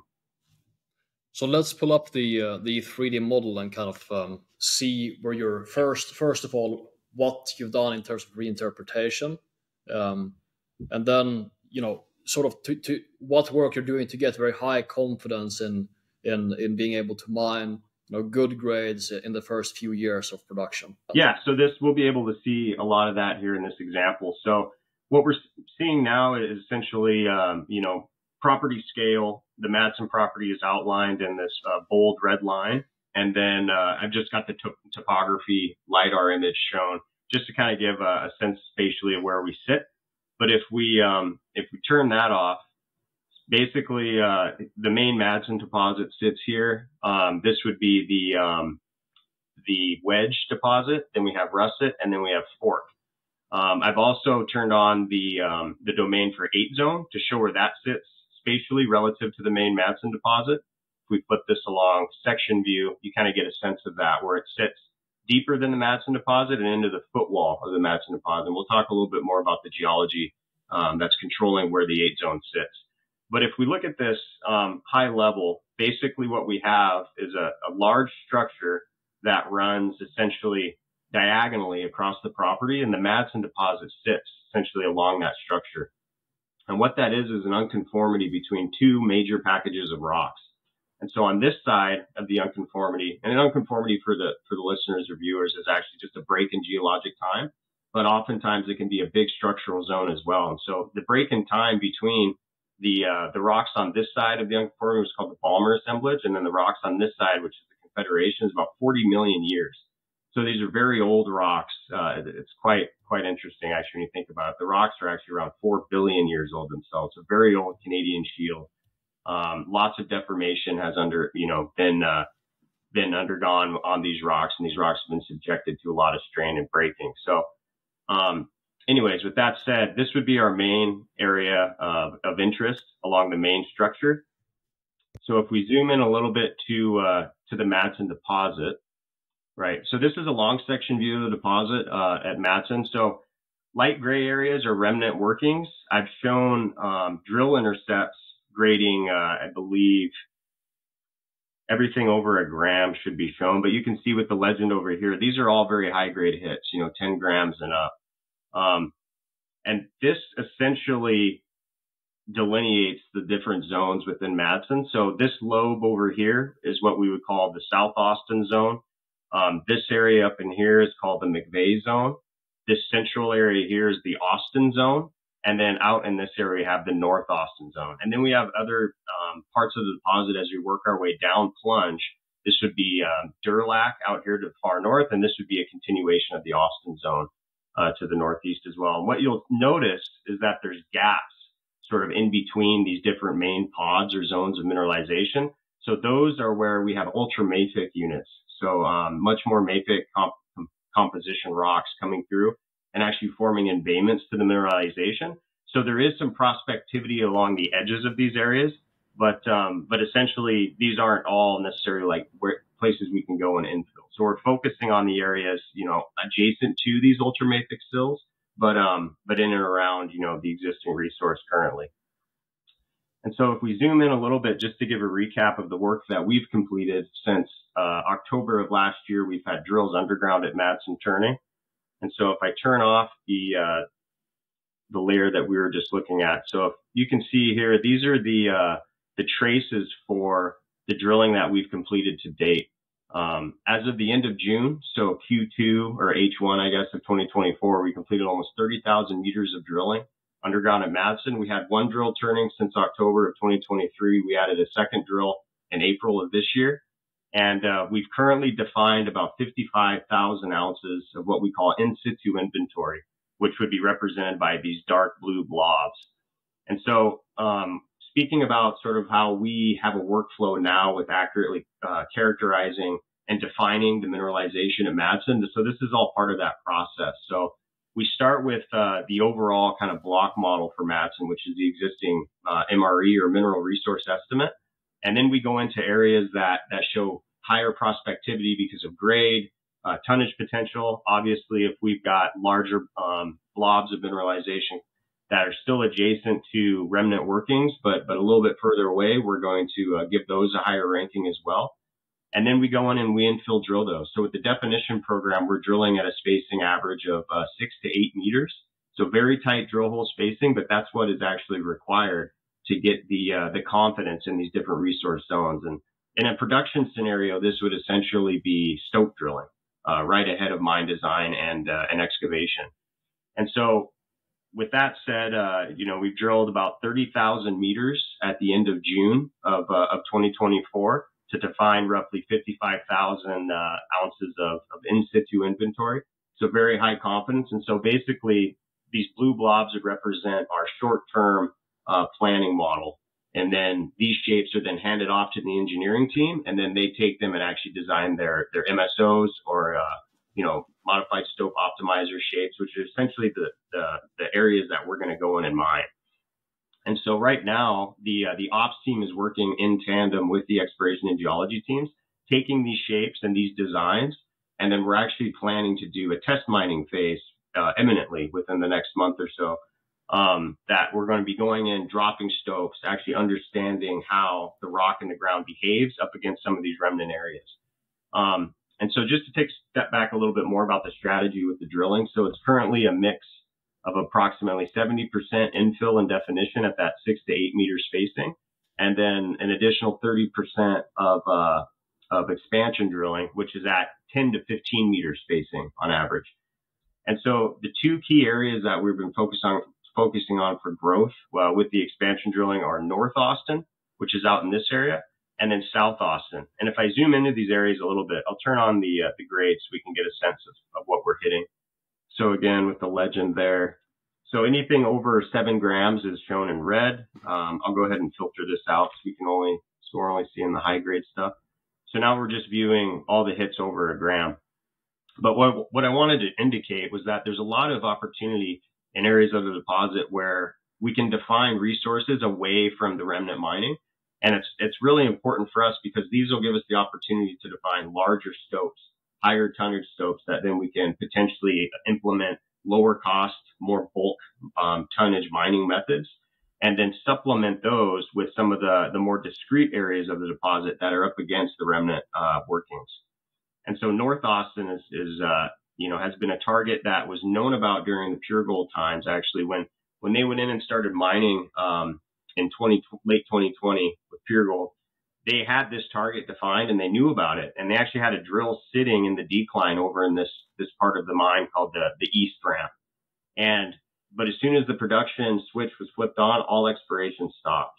And so there was no exploration drilling during the entire phase of pure gold from late 2020 to late 2022 essentially.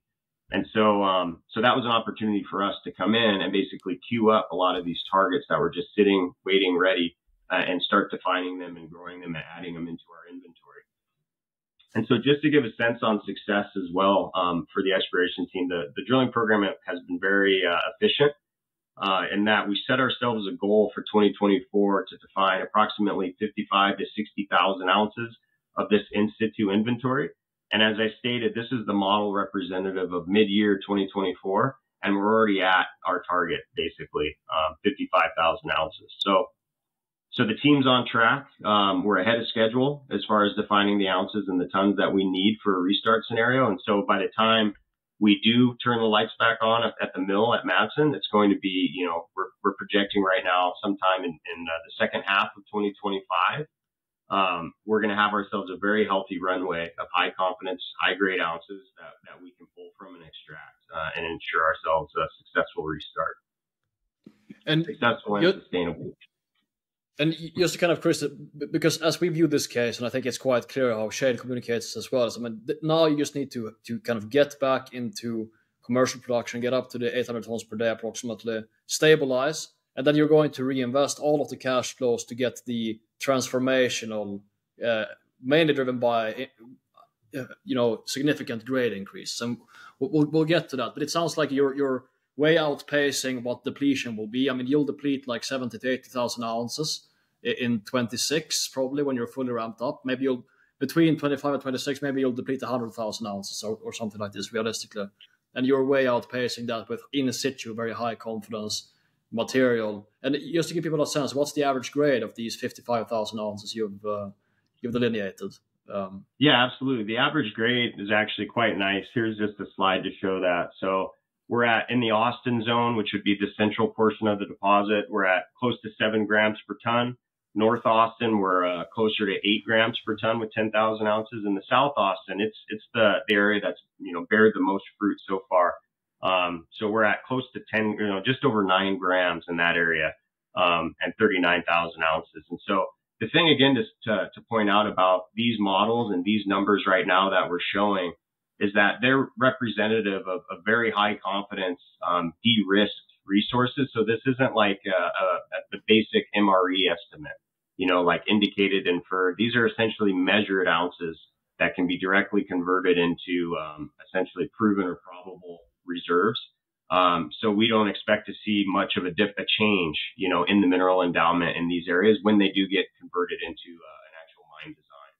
So that's something that's important to point out, I feel. And currently right now, as far as cost goes, we're running at approximately about, I would say, $100 an ounce all in. for defining these very high confidence inventory ounces. And so that's a really good conversion rate, if you look on like industry standards. So.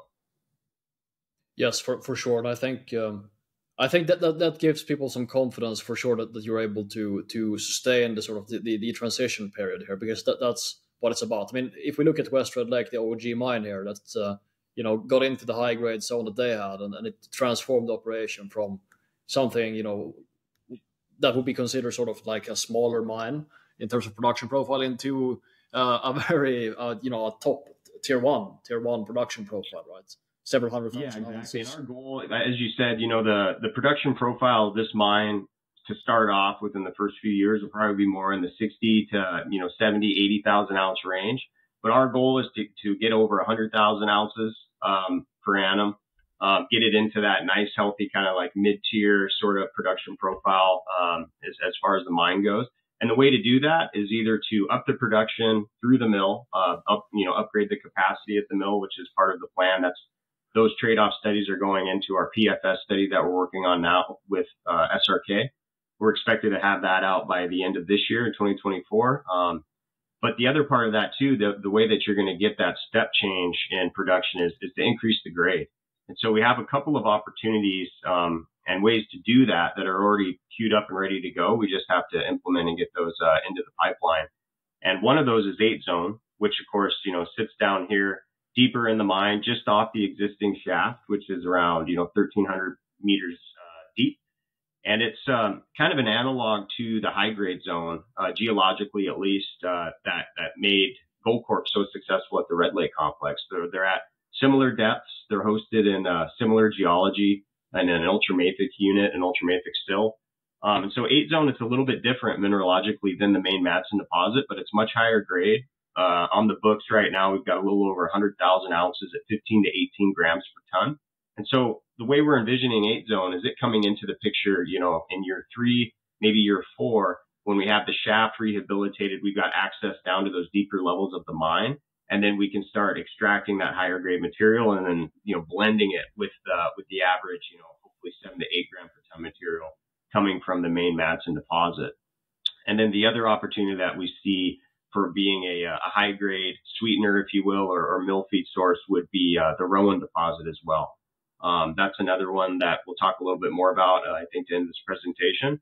But Rowan, again, gives us that opportunity to basically bump up our head grade, by at least double. So 13 grams as opposed to 7.5 to 8 grams.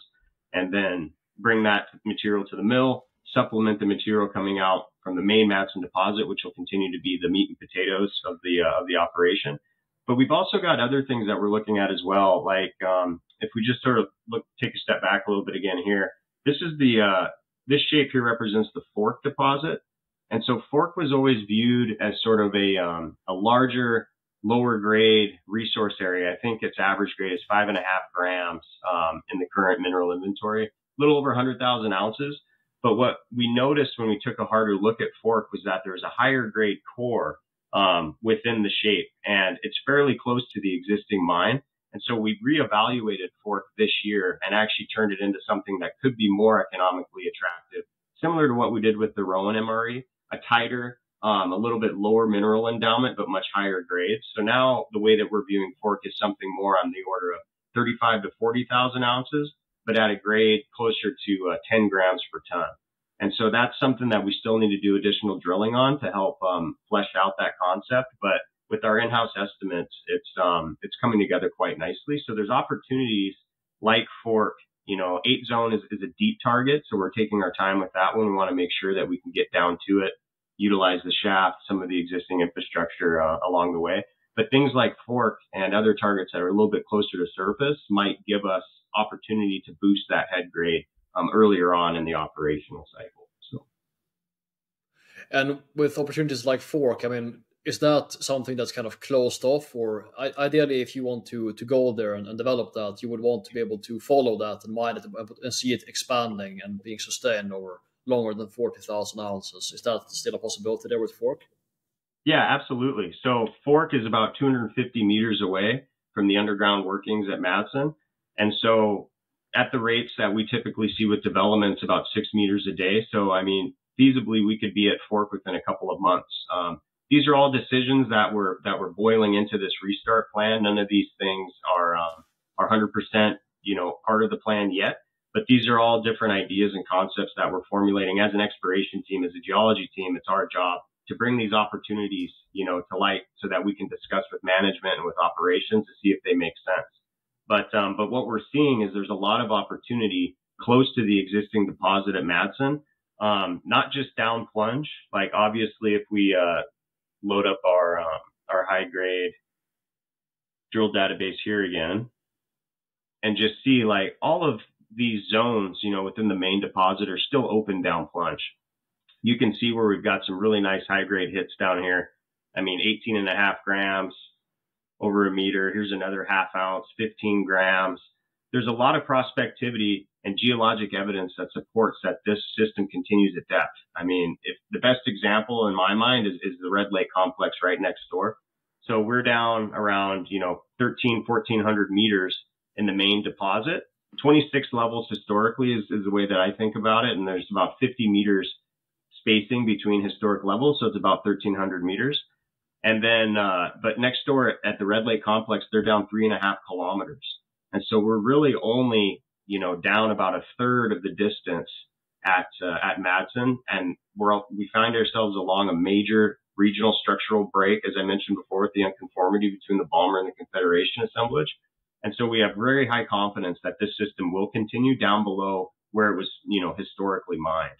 Obviously, we have to get down to those depths to drill these areas out and test and prove that continuity exists. Because if we were, say, drilling to target the down plunge extent in this area from surface, it would essentially be, like 2,000 meter holes. So that'd be very, very expensive exploration. And we'd rather allocate our resources and our capital, I guess, for the exploration work on shallower targets, more near-term targets, and advance those quickly. So we're trying to approach this systematically as opposed to just throwing Hail Mary shots at the really deep stuff early on. Yeah, and I guess, the game is currently now, the bulk of your focus now is to get this thing back up and running successfully. And then as that's starting to prove out, your mentality will more and more shift to getting aggressive about actually finding the transformation opportunities. That's sort of the dynamic. And as we know, Exactly. with the high grade zone in Red Lake, that was just for context. They switched from sort of like I guess like 15 grams over to, I can't recall the exact numbers now, but it was like not just a 2 or 3x grade increase. It was even more than that. So, it was an amazing step change. And I remember for their production profile, they went from like a 200,000 ounce producer to like a 700,000 or 800,000 ounce producer per year, just because of one zone of high grade gold. And we have that potential, on the Madsen property. We've got the same kind of rocks. We've already got geologic evidence within the 8 zone that these types of chutes can exist near mine. And we're actually testing targets within the ultramafic unit that hosts Madsen this year with some of our surface drilling. And so that's sort of our main area of interest, if you will, for the regional exploration and putting together new concepts that weren't already tested, or the can kick down the road during the Pure Gold days when they were defining. They did a lot of really good exploration work to find a lot of great targets, but we don't want to just kind of jump back in the saddle and start drilling off areas that have already been drilled necessarily. We want to try to put new concepts in place and test some new theories. And we can kind of switch gears a little bit and touch on that. And just in case people watching are curious, this area here, this is another set of historic workings, part of the Staratt-Olsen mine, which was also a significant past producer, 160,000 ounces, I think at around 8 or 9 grams historically. So high grade, it's close to our wedge resource area. And so this is another one of these, past producing mines on the main structural break, showing prospectivity. And there's quite a bit of blue sky just in between Madsen and Staratt-Olsen in this area with very little drilling, adequately testing this area. So that's another area that we're paying attention to for sure. But I'll turn on some geology really quick and we can talk a little bit about the regional prospects. So what I mentioned earlier, the 8 zone is hosted within this unit called the Russet Lake Ultramafic Complex. And this entire unit has definite spatial relation with mineralization at Madsen across the property. If we kind of rotate a little bit here, and just to show how the different resource areas sit proximal or spatially relative to the Russet Lake ultramafic. So the main Madsen deposit kind of branches off away from it. But if we work our way further down to the south, which would be in this direction, we have Fork, which sits just on the hanging wall of that ultramafic unit. And if we continue further down, we've got Wedge, which is also sitting just on the hanging wall of the ultramafic unit. And there's actually a portion of Wedge sitting in here, this area, and it's called MJ. And that's actually hosted within ultramafic. It's more visible gold, high grade within quartz stains.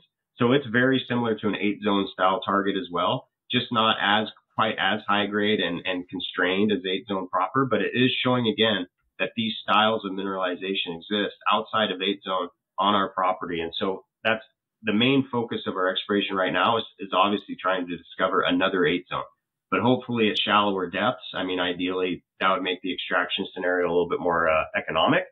But if I turn this back on again, so what we would like to do and what we're currently defining is prospectivity along this entire trend of the Russet Lake ultramafic. And so we already know we have Fork, we've got Wedge, we've got some hits with grade in between. You can see some high grade hits from the historic drilling. I can turn on traces if it's helpful to see those. Okay. And so we have, 10 grams per ton is the magenta, 7 grams and up is red. So we do have hits in these areas as well, showing that there is mineralization, just not a lot of drilling to infill those areas, right?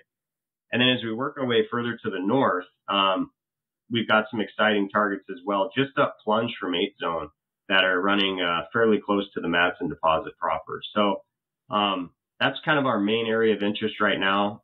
The other thing that I think is kind of interesting if we're looking regionally, and just conceptually at the geology and how the different mineral zones are occurring. We turn this off. So just taking a look down, this is plan view, looking at Madsen.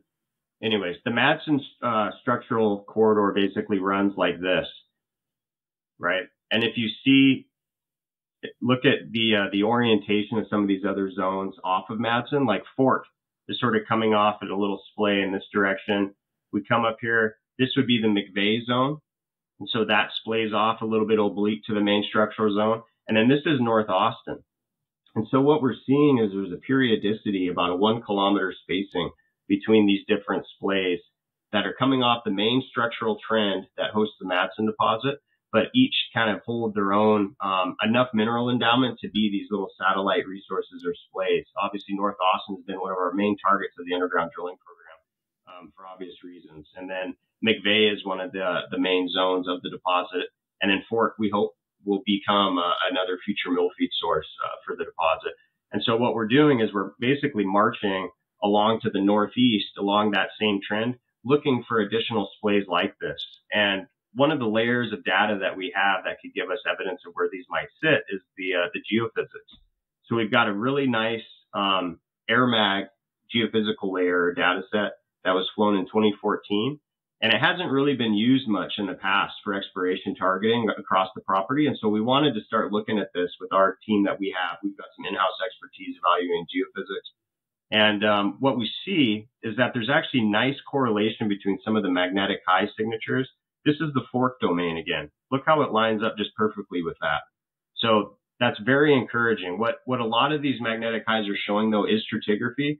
And so a lot of the long linear magnetic high features that we see, those are the ultramafic units or mafic units across the deposit. So it's very good at mapping geology and structure. But what we're actually realizing is if we look at this in relation to the known mineral deposits, there's actually some relationships there that could become drill targets in the future. So if we look again at that spacing between Fork, McVeigh, North Austin as splays, and then we keep working our way north, basically looking for the next splay, if you will. We've got a few options that could be defining those. And so there's one here, a break here, that's about 1 kilometer away. And then there's another break here that's about 1 kilometer next up. So this would be about 2 kilometers northeast of the main Madsen deposit on trend. The main unconformity is following this dark blue trough. And it's eerily similar to Fork as far as size, scale, magnitude, all of those things. And it's at the right angle near a bend in the overall regional structure. And in these types of orogenic systems, bends and inflection points and the big structures are great places to be, because those can be dilation zones and add extra structural deformation. And that's all plumbing, for mineralizing fluids. And so these are some of the concepts that we're starting to put together regionally, and hopefully we're going to drill test a few of these this summer before the season's over. Could we just, before we go to Rowan, could we just zoom in on the 8 zone proper now? And because obviously, once the shaft is rehabilitated, actually 8 zone could, if it's big enough, it could potentially feed the entire mill. It's not impossible once the shaft is completely rehabilitated, according to Shane. So yeah, absolutely. What's the potential for expansion for the 8 zone? And what do you know currently, and what remains to be known? Yeah, for sure. What we know about 8 zone currently, I'll turn on the block model so we can see the extent of that relative to the domains. See, there's a lot of high grade in the 8 zone, right? And it did have a little bit of historic mining done on it. You can see some of the old, the remnant stopes, and it's been drilled essentially to its upper extent, up plunge. So we're not seeing a lot of potential up plunge, but down plunge, it's wide open. And the only challenge with extending that down plunge is the depth. And so what we're looking at doing this year, later in the year, probably sometime in October, is getting a drill down to the 12 level of the historic mine, which would be, if I turn my slicer back off, which would be kind of this area here. So we could set up a drill off the 12 level, drill down plunge on 8 zone, but you can see that there's nice high grade hits indicating that this thing continues down plunge. So this is 2 meters at half an ounce. This is about a meter at 12 grams.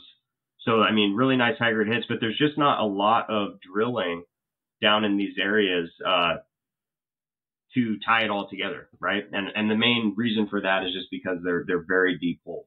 But we see a lot of prospectivity to continue growing 8 zone at depth. But this is a target that probably makes more sense to put, a healthy amount of drilling dollars into when we get down at depths in the mine with the dewatering and everything to drill it off effectively.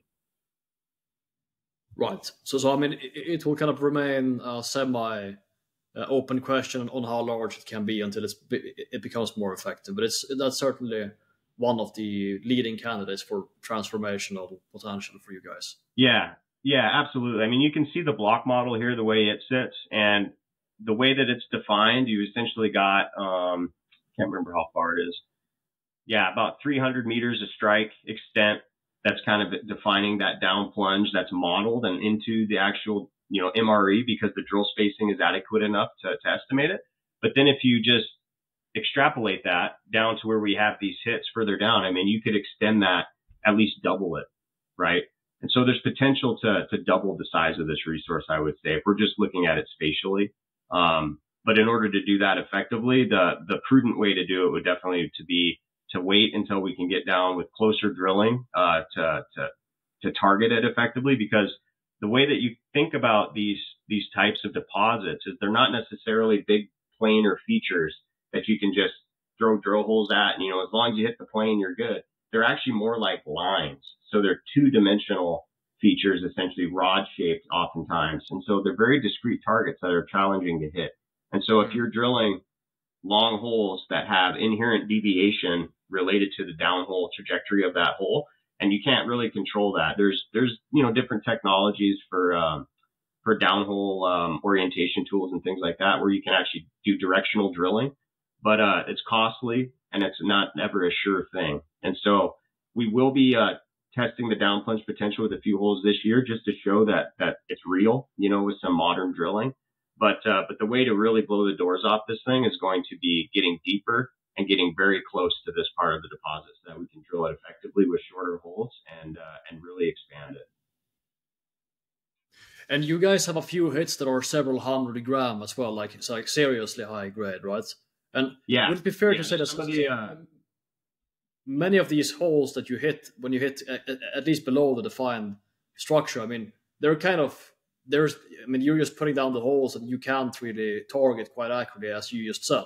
So once you get down there, what's the nature kind of the veins or of the structure? I mean, is there some dissemination around the veins, and the veins can be even higher grade than what you're kind of randomly hitting now, or the data that exists? I mean, could the veins be a lot higher than 15 grams potentially once you can target it more accurately, or what's your thinking around that?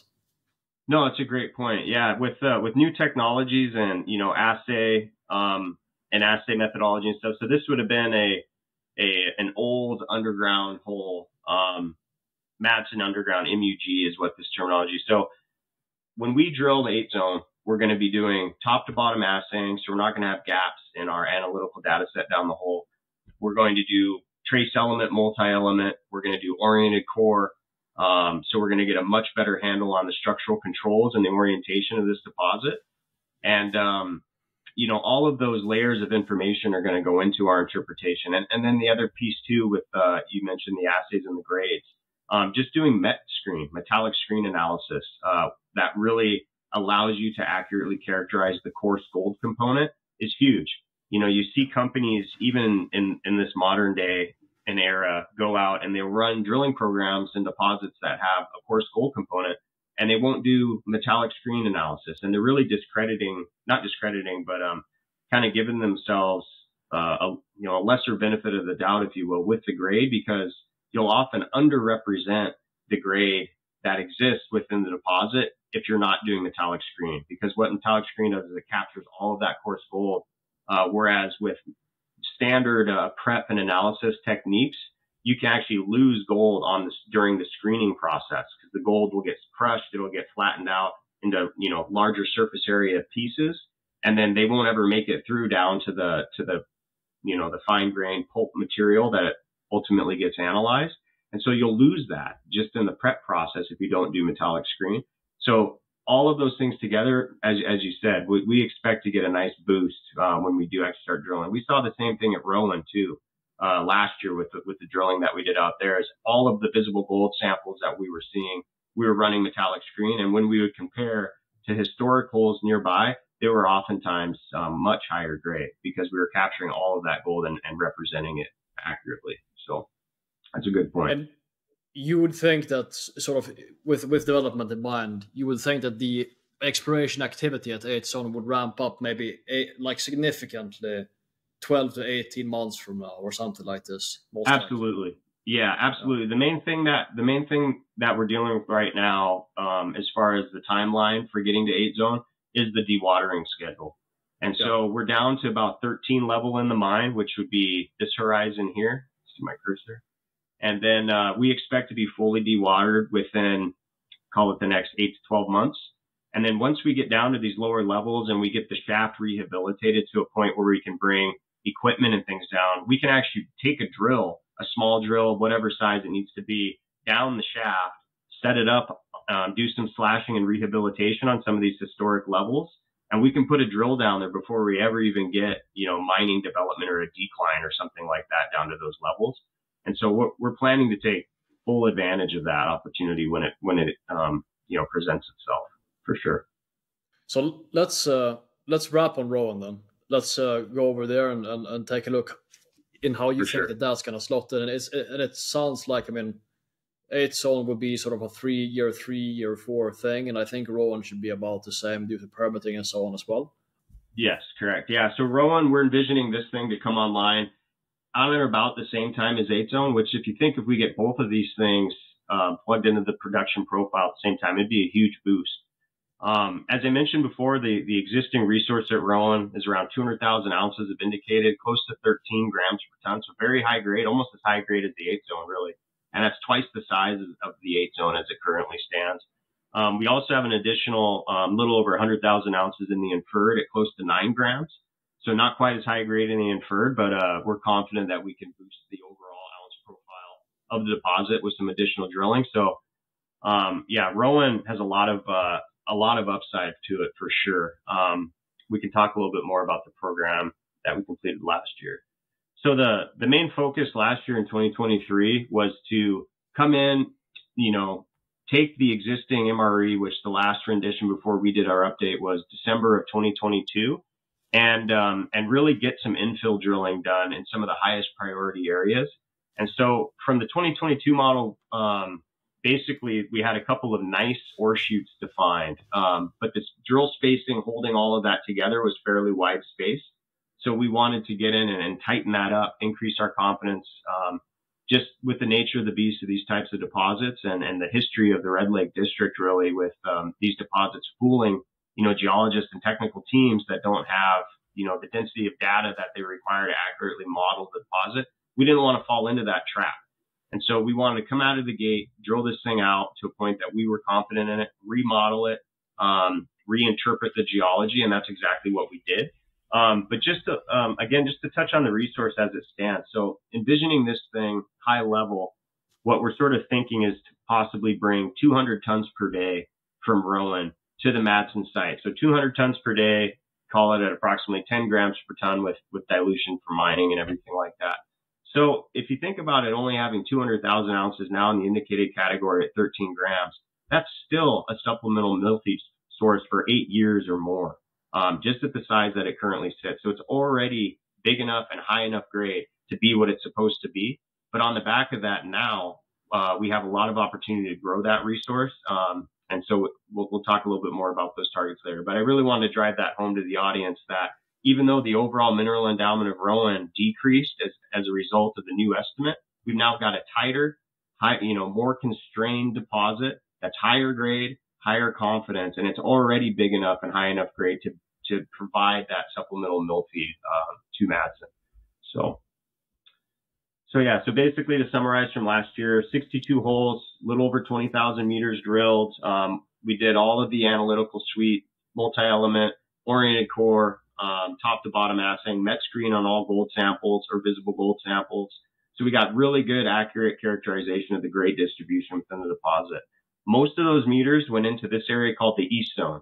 It's the most pronounced ore chute as part of the system at Rowan, and it hasn't been historically mined. So the other chute that we have defined we call the West Zone. You can see with the green here, these are historic workings. They mined down 3 levels on the West Zone. There's a great exposure of this on surface too. That's all been scraped off, so you can go up there and actually see the geology and the interaction of the veins and the different lithologic units. So it's a great area to take people out into the field. But in the East Zone, this is a totally intact, untouched ore chute that's essentially 250 meters along strike, and we defined it down to about 500 meters depth with the drilling that we did last year. So it's very large. Typically, continuity along strike of an average ore chute, I would say, is more often on the order of like 50, maybe 100 meters. So we've got something that actually holds together over a distance of 250 meters and is wide open down plunge. And there's obviously opportunity for additional chutes along strike. Some of the highlights from the drilling: 70.8 grams over 8 meters was our definitely highest grade intercept that we had during the program. That was very exciting. 50 grams over 4 meters, 66 grams over 2 meters. I mean, very high grade, but also, what we consider to be mineable widths. Obviously, we're still in the early stages. We don't have a PEA yet on Rowan. It's not going to be part of the PFS for Madsen at this point. But we expect that, with the widths that we're seeing at Rowan, it's going to lend itself pretty effectively to a mining scenario if we can keep it at that 2 meter thickness. And we came into the modeling approach as well with that in mind. And so when we did the modeling and the estimation on Rowan, we composited all of the intercepts to a 2 meter width so that we weren't, artificially increasing grades and skinning up the resource to a thickness or a thinness, I should say, that may not be mineable. So we wanted to keep everything at around 2 meters or wider and see if it held together. And it actually held together quite well. And so that was really encouraging because I think historically Rowan was always viewed as this very skinny, discrete, but high grade deposit, but mineability was always a question. And so we really wanted to answer that question with this phase of work. And we did. And thankfully it held up quite well. 43 out of the 62 holes that we drilled hit intercepts greater than 10 grams per ton over half a meter, which is a pretty good success rate when you're thinking about a nuggety gold deposit. We were targeting around 40 to 50 meter spacing with all of the drilling, and that held together quite well throughout the program. We also ran PEA level metallurgical test work.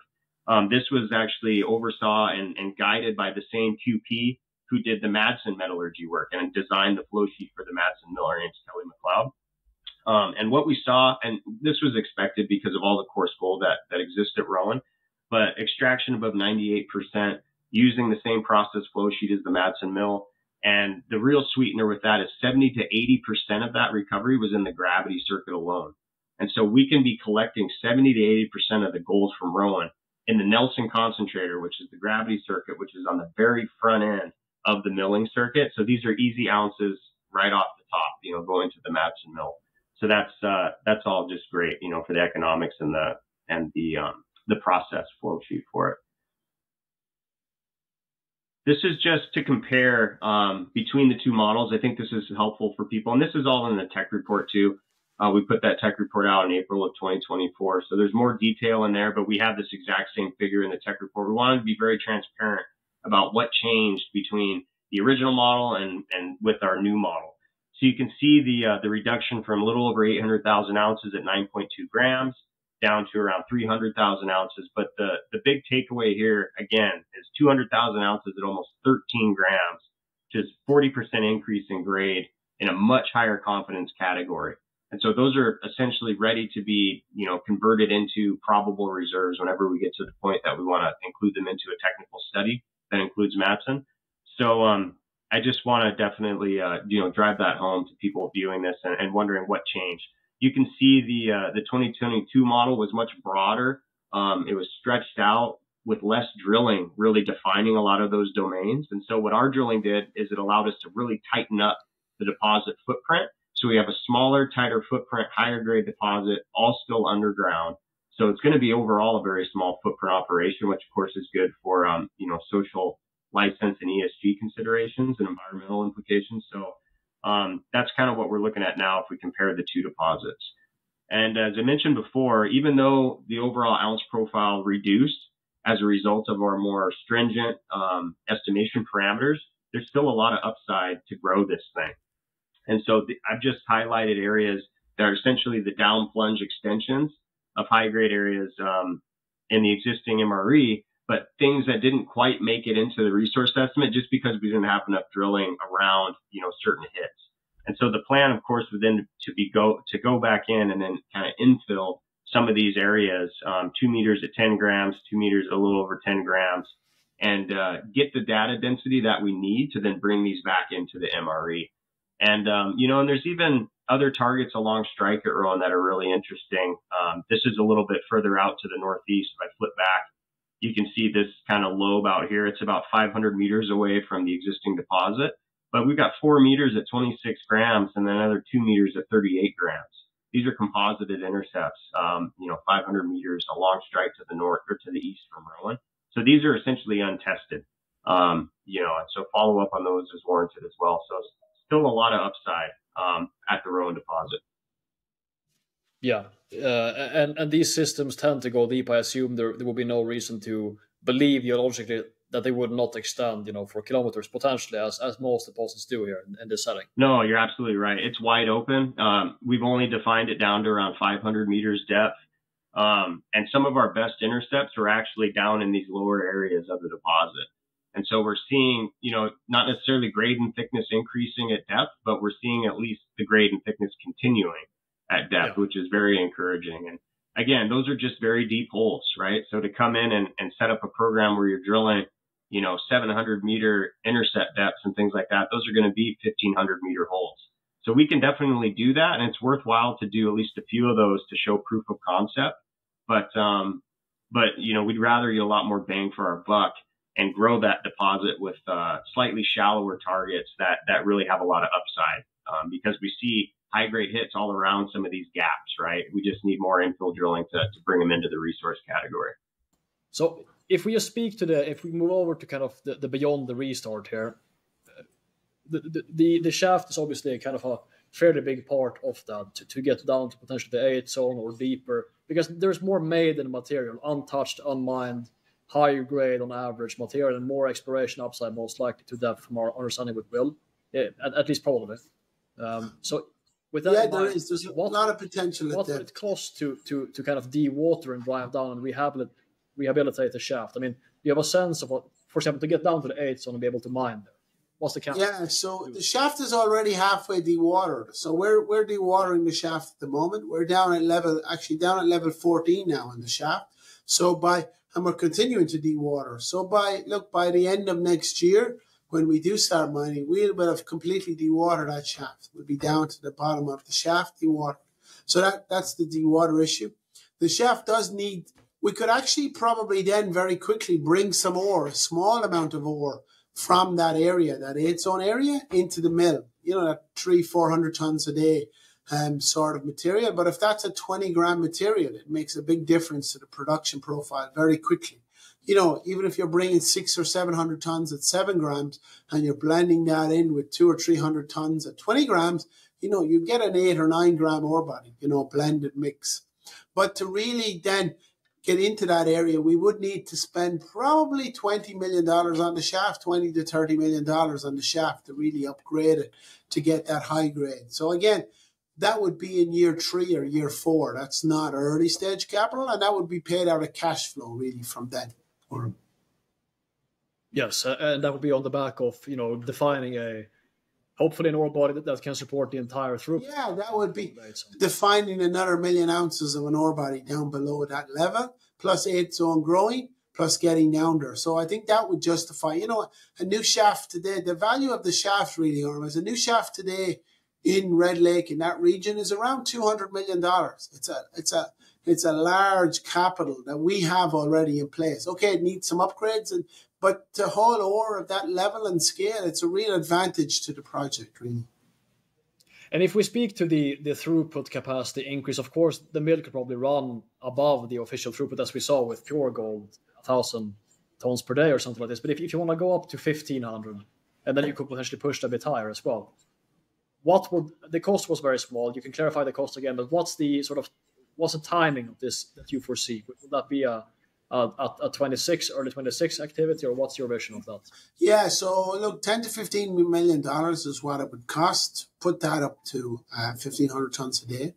My view would be it's more a 27 sort of thing. I think we need to get run rates consistent at the different stages. So, call 2026 at 800 tons a day, then moving forward, we would be able in 2027 to go to 1,500 tons a day, and scale that up because, it's not a big cost. And during 26, we could upgrade that mill as we're going to be able to get that run rate.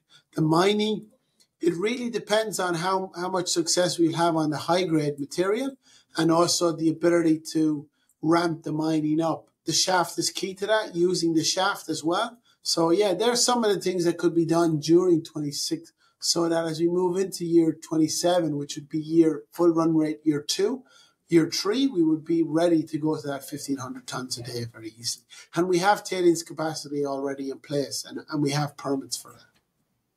So would you say that the expansion throughput is kind of contingent on shaft rehabilitation? Or is that not completely fair? Yeah, I would say that. Yeah, to get sort of 1,500 tons a day from that depth of a mine is very, very difficult. You'd have to have a lot of trucks. You'd have to have a lot of movement of material. So it is contingent on rehabilitating that shaft, down to probably level 14, level 15. You wouldn't have to go the full level down, but you'd need to get down to the real area. So that probably $20 million would probably need to be spent on that shaft. And what are the actual items that are upgraded in the flow sheet to make that expansion? What are the installations? So in the mill, there was a brand new SAG mill put in place, but we need to upgrade the ball mill. The ball mill was a refurbished ball mill. So that just needs to be scaled in size, a new one put in there.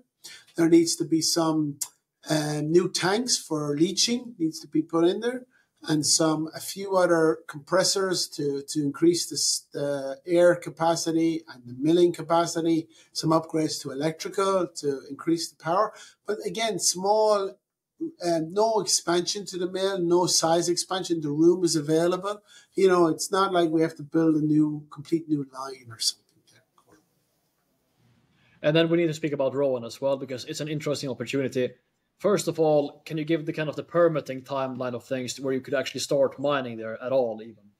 so we just get that off the way first. Yeah. Rowan it would take probably 3 years, Rowan, to get Rowan into place. We've already started drilling. We've drilled on the ore body. We will be drilling again next year. We've already started to apply for the permit. And in Ontario, you can do what's called an exploration type permit, where it's like a small mine permit. So that's what we're looking at. That's probably a 2 to 3 year process. So, this could potentially come on, as I talked about, as the shaft is ramping up, as we're getting to that 1,500 tons a day. We could bring that material, and it's really going to operate as a satellite ore body to the project. Yep. And it's higher grade. It's 12 grams. Remember back to my concept of bringing higher grade material in. So again, you're bringing in, you wouldn't have to bring in, you could bring in 400 or 500 tons a day of that material into the mill, blend it with, the Madsen, blend it with the 8 zone. You're really getting a lot of high grade material in the mill. So that's where you're getting the real upside in gold and in the gold production. Yeah, and of course you have the trucking. I think Will mentioned was 80 kilometers, so that should be you slice up a gram per ton or something like this. Yeah, and you need to blend really. It's not about tons really. It's about high grade margin really. So bringing high grade ounces into our mill will really be the opportunity going forward. And just to give some context at Rowan, is there a portal there?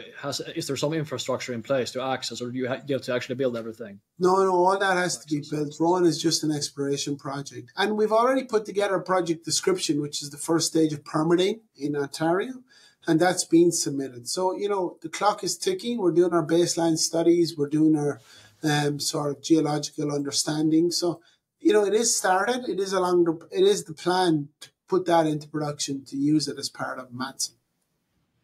But I mean, it seems to me that the probability that that you will be able to find that kind of grade fairly close to existing infrastructure at Madsen is pretty decent as well. So it might end up being the case where you don't need to bring in 12 gram from Rowan. You have sufficient of it. Yeah. Look, if we define that 8 zone as we talked about, and that's 20 gram material, you're not going to bring in 12 gram material to displace 20 gram material, which is right there at the shaft. So that gives you the opportunity to do something, to blend it. But it would be there as an opportunity. Potentially, as you say, you got to get down deep into the system. We've got to drill it out. We've got to develop down. So it's a timing issue, really. If Rowan could come on quicker, it could fill the mill while you're waiting for that. So it really gives you the opportunity on timing of how quickly you need to, whichever comes first goes into the mill first, effectively. Yeah, and then the final question, Shane, is what if you just would outline the 5-year vision of the company, because we know that Frank is a big vision here and you do as well. That's why you started the company to join. So just give us that. Yeah, the 5-year vision really is to become a mid-tier producer, gold mine producer in Canada. This will get us, Madsen would get us to 80 to 100,000 ounces, maybe ramping to 150,000 ounces. But the idea would be to buy other assets and grow this company to a 500,000 a year ounce producer over the next 5 years. We have the team, the backer and the board who have done this before. We have a good management team. So I think we've all the hallmarks setting this up to go there. And look, there's a lot of assets out there that potentially would be an opportunity to buy, to be bolt-on assets to grow. That's being done with Endeavour Mining, it's been done with Aris, and that's the vision for West Red Lake.